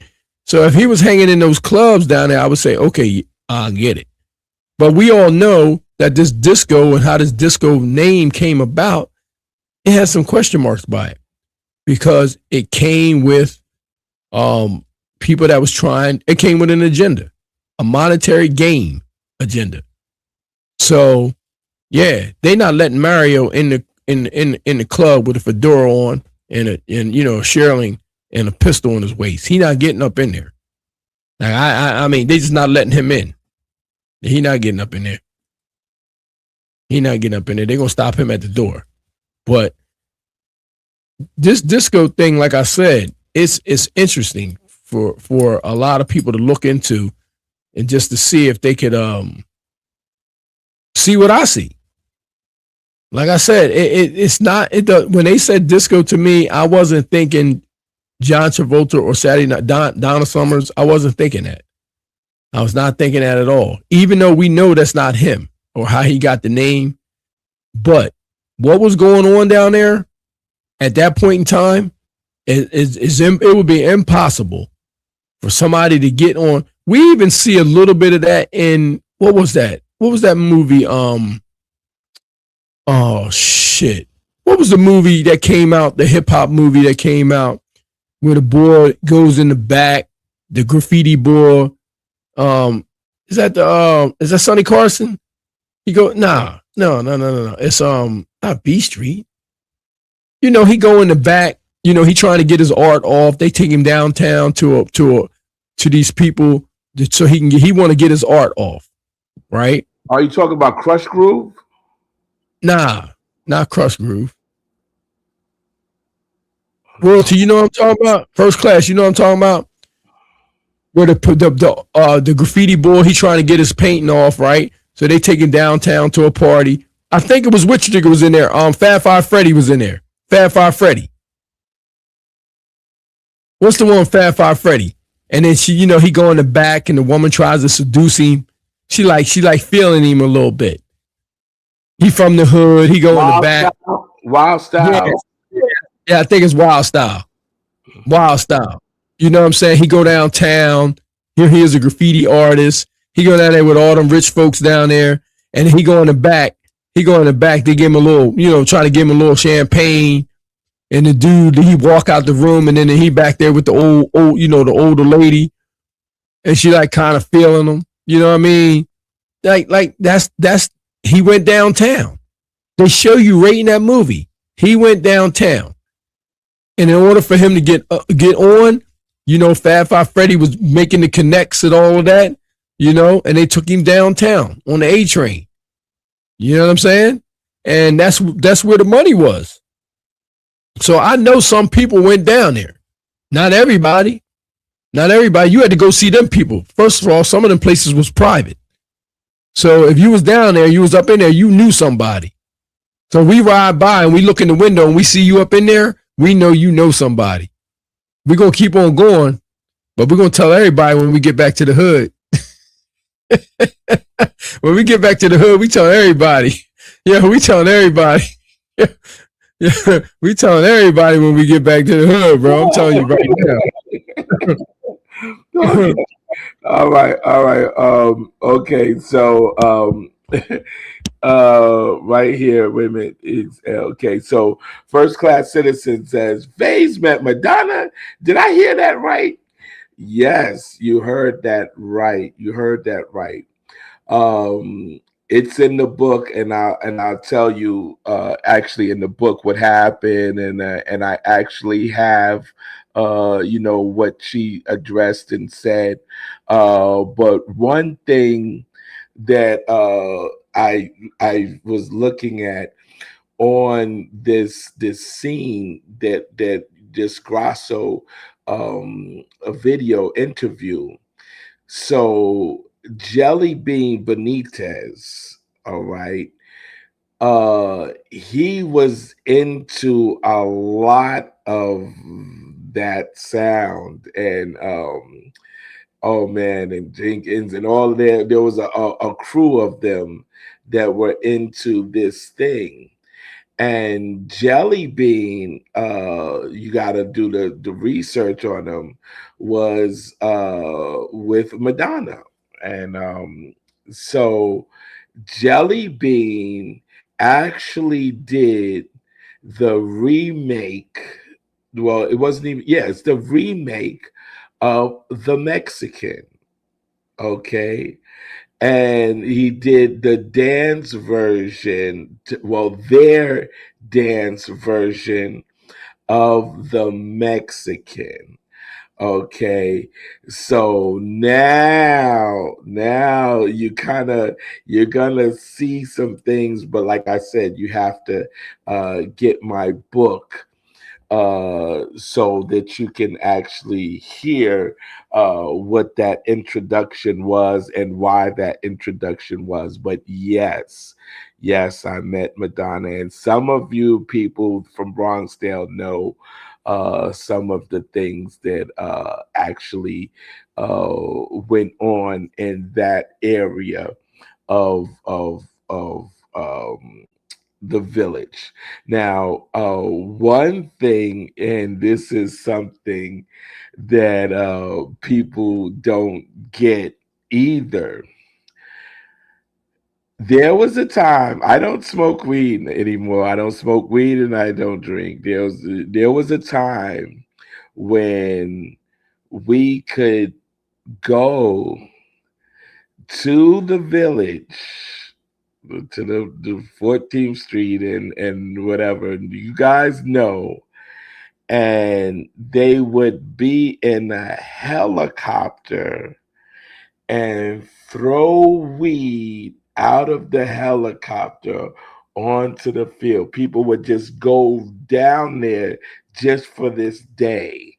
And they would throw the weed out of the helicopter, and you could smoke in front of cops. Cops would be there and everything. You could smoke, you could just pick up the weed, and you could just all of that. There was a time that happened.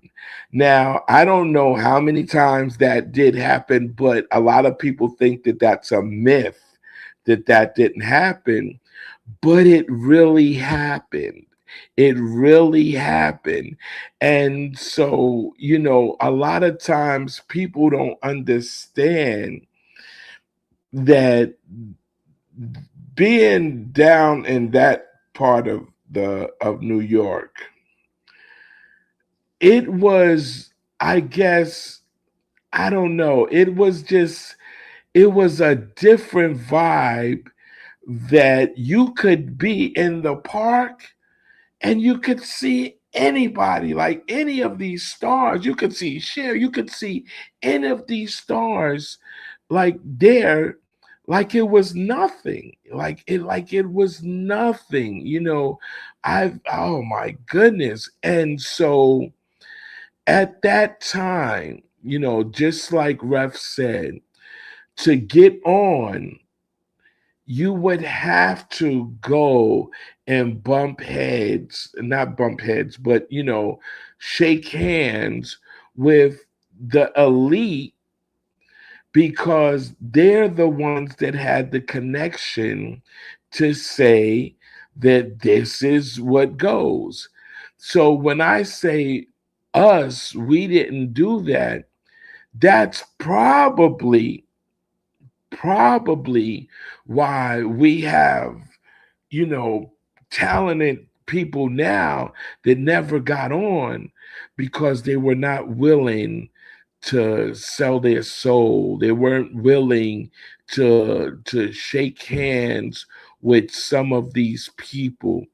Um, they were not willing to compromise their manlyhoods, or and so that's a big reason why things were not shifted to the mainstream.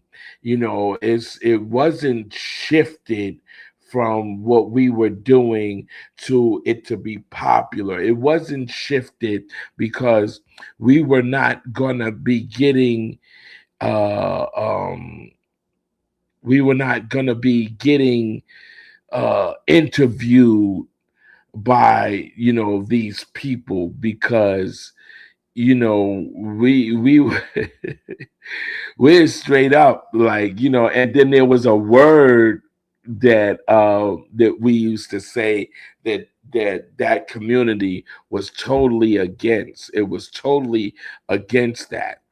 And so that's another big part of why things didn't go as far as being interviewing and knowing this and knowing that and knowing this.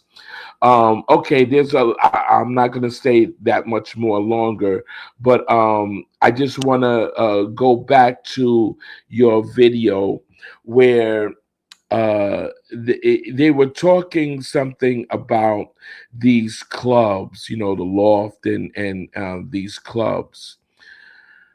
Do you have the sense of what these clubs, who these people were when these clubs were opening, and how old the people were that were basically going to these clubs? Ref, do you realize like the ages and who were going to these clubs?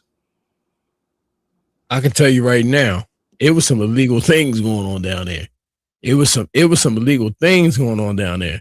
I mean, it was some underage things. Even Man Parrish, he was one of them. Hip hop bebop. He was up in there as a minor. You know, he rarely admits it now, but he was up in that joint as a minor, and it was going down up in there for him. You know, as a minor. You know, but the people that was up in there were household names. Some of your greatest designers, some of your greatest artists, some of your greatest musicians, some of your greatest business people in the world. I mean, it was going down up in there. It was some people that have a lot of money, lots of M's, lots of M's. It wasn't just anybody up in there, and that's why some of these places was private. Some of these places, and some of them became legendary. I mean, how do you go from having clubs to all of a sudden being able to open up something like Studio 54? You know what I'm saying? I mean, you got to have some type of serious bread behind you to be able to open up them kind of joints. And before you know it, you open up Studio 54 and Michael Jackson sitting up in there. You know, so I mean, like, that's kind of crazy. You know, so yeah, you know, so it wasn't just anybody just running up in them joints. And the gallery happened to be a private one. And then, you know, you had the loft that was going on in Manhattan. So yeah, it was a lot of money flying around in there, and it was a lot of big time names that end up being somebody in the world. And they may have been small household names then, but they became icons. So yeah, it was some large, it was a who's who. It was a who's who up in there right now, male and female. I need you to research Bentleys. I need you to research the club Bentleys. And that was it. I want to say Bentleys may have been 80, 81, 82, 83. Maybe I maybe don't have the actual dates right, but I can say there that the first time I met Eddie Murphy, I was DJing in Bentleys as because it used to be right down the street from my job. And the guy, you know, he used to let me come in and spin some records because I would usually go get the records from downstairs that was close by. And so I met Eddie Murphy. And when I saw Eddie Murphy, and this is something in my book as well, I guess, I don't know, it was the first time that I got a chance to see that these stars that we see, you know, on movies and this and performing and stuff, I got a chance to see what that was like, you know, what that meant to be, you know, how that community shaped entertainment. And that's something that I really wanted to address. If you would be glad, like if you could come tomorrow one more time, or as many times as you would like, of course. But I would like to actually go into the industry of how and why it became that way with that type of community. And just like you said, what had to be done to make it in that community. That's number one thing that I would like to talk about tomorrow. Number two thing that I would like to talk about is the reparations. Now we had shortly went in on it a little bit, but we need to talk about the reparations and where it's going, what could happen. You said some things that were very, very interesting, like, why would they get rid of their number one customer and stuff like that. So that's very, very some stuff that we have to talk about. We have to talk about the being called black and white. We have to talk about that. Just like you said, people, as soon as they hear break beats, associate break dancing. We have to talk that. We have to. So yes, we need to go into these details, and this might open the doors to find out why things are the way they are now. I am so proud of your research, and I'm so proud of the way that you explain things, and I'm so proud of you being able to stop me and say, wait, Faze, don't wait, don't come here. Yeah, don't let him talk, let him talk. And I'm so proud of that, and I'm so proud that I'm learning how to do that. So I congratulate you, and I just ask, please, if you're able to come tomorrow. Things that I had said on before you came on was that, so there were things that you show that I had said before, and people just didn't catch, I guess, the way that I said it. And so the way that you proved it and everything is just genius. And we have to have you. We have to have your knowledge. We have to have your reasoning, because just like you said, they're coming for it. They're coming for us. They're coming for our knowledge. They're coming for everything, because one of the things that we can see is they're benefiting off of us, off of our creations. They are, and they're taking all the money that's on the table and just pushing us to table and say, hey, take this table, and that's enough for you. Meanwhile, they have the money to buy millions of tables. So we have to definitely dig into that.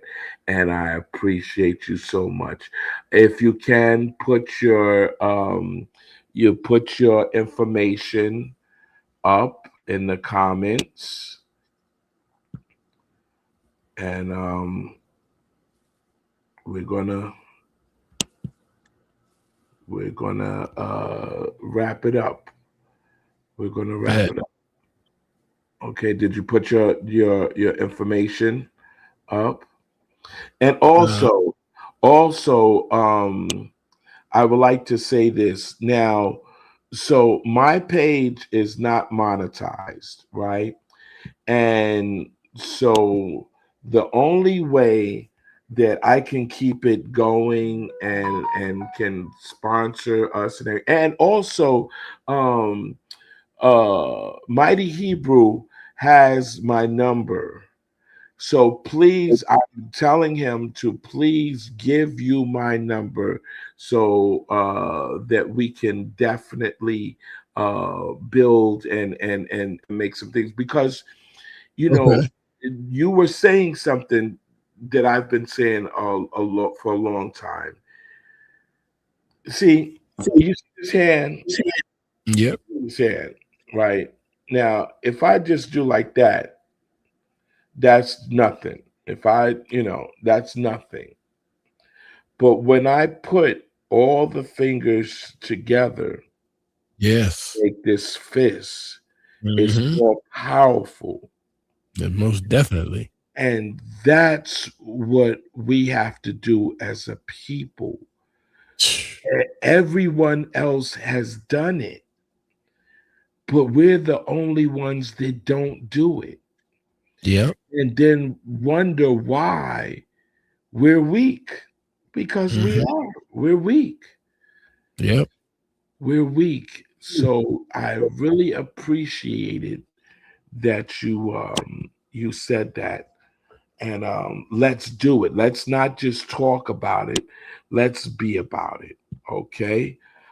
Facts. Did you put your stuff up here? Oh no, I'll do it. I don't think I can from this platform where I'm at right now. Oh, yeah, yeah, you can. It's on the bottom. Nah, I'm not. I'm through a different interface. Okay, okay, okay. Yeah. All right. So No, what I'll do is tomorrow you go in the chat first and then okay, yeah. Yep. Yes. Yep. It was better that way. okay, yeah, go Yep. into the chat first and then we'll do it like that. Okay. So All right. peace, family. Listen, man, nothing but love, and we're gonna do it again tomorrow. I guess tomorrow's gonna be part 3. And what do you think about the title? Which the one you got up now? It says, The "Has the one you- coffin been nailed shut on hip hop?" Part 2. oh yeah. Oh yeah. I love it. I love it. I love it. I Oh, love it. You can't build a house on sinking sand. Sink and said, my man, my man. All right. So definitely much love, you guys, and see you tomorrow. Peace. Yes, I love when the guy when family is there. I love that. We're gonna get his information put up there tomorrow. What's up, Freedmen's Network? What's going on with you? How's everything? All right, so listen, guys. Um, I haven't been saying this. But each time that I'm bringing this information, I'm looking at the Cash App and the Patch and the PayPal. And yes, the usual ones go ahead and they donate or whatever. And but I don't think that's how it really should be. Just like we were just talking about sticking together, we have to support each other as well. Especially the research and stuff that you don't have to go and get something. If you listen to us, we're going to give you that info and we're going to give you the information. So isn't that information worth something? Isn't it worth a couple of dollars? If not even a couple of dollars, isn't it worth $1? So, guys, I really need you to start really participating in support for this channel, okay? Because like I said, we want to bring you the truth. We want to bring the actual evidence of what it was, because they will take it from us. They will take it. And at this point, it is happening. So, if you guys don't want it to be, if you don't want to be left out, then support the channel. And that's all I would like to say. Okay, so I will be back tomorrow. I will hopefully you guys will all get the notification. And if you don't get a notification, please let me know when you do realize that I am on. Okay, and that's it. Peace, and see you guys tomorrow.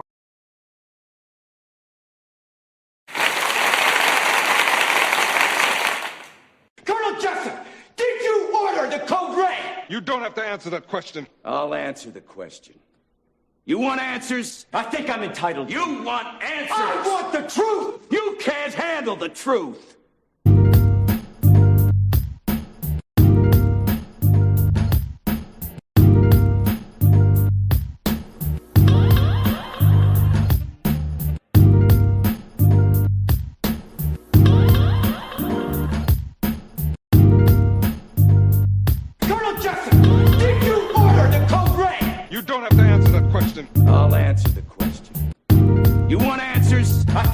entitled. You want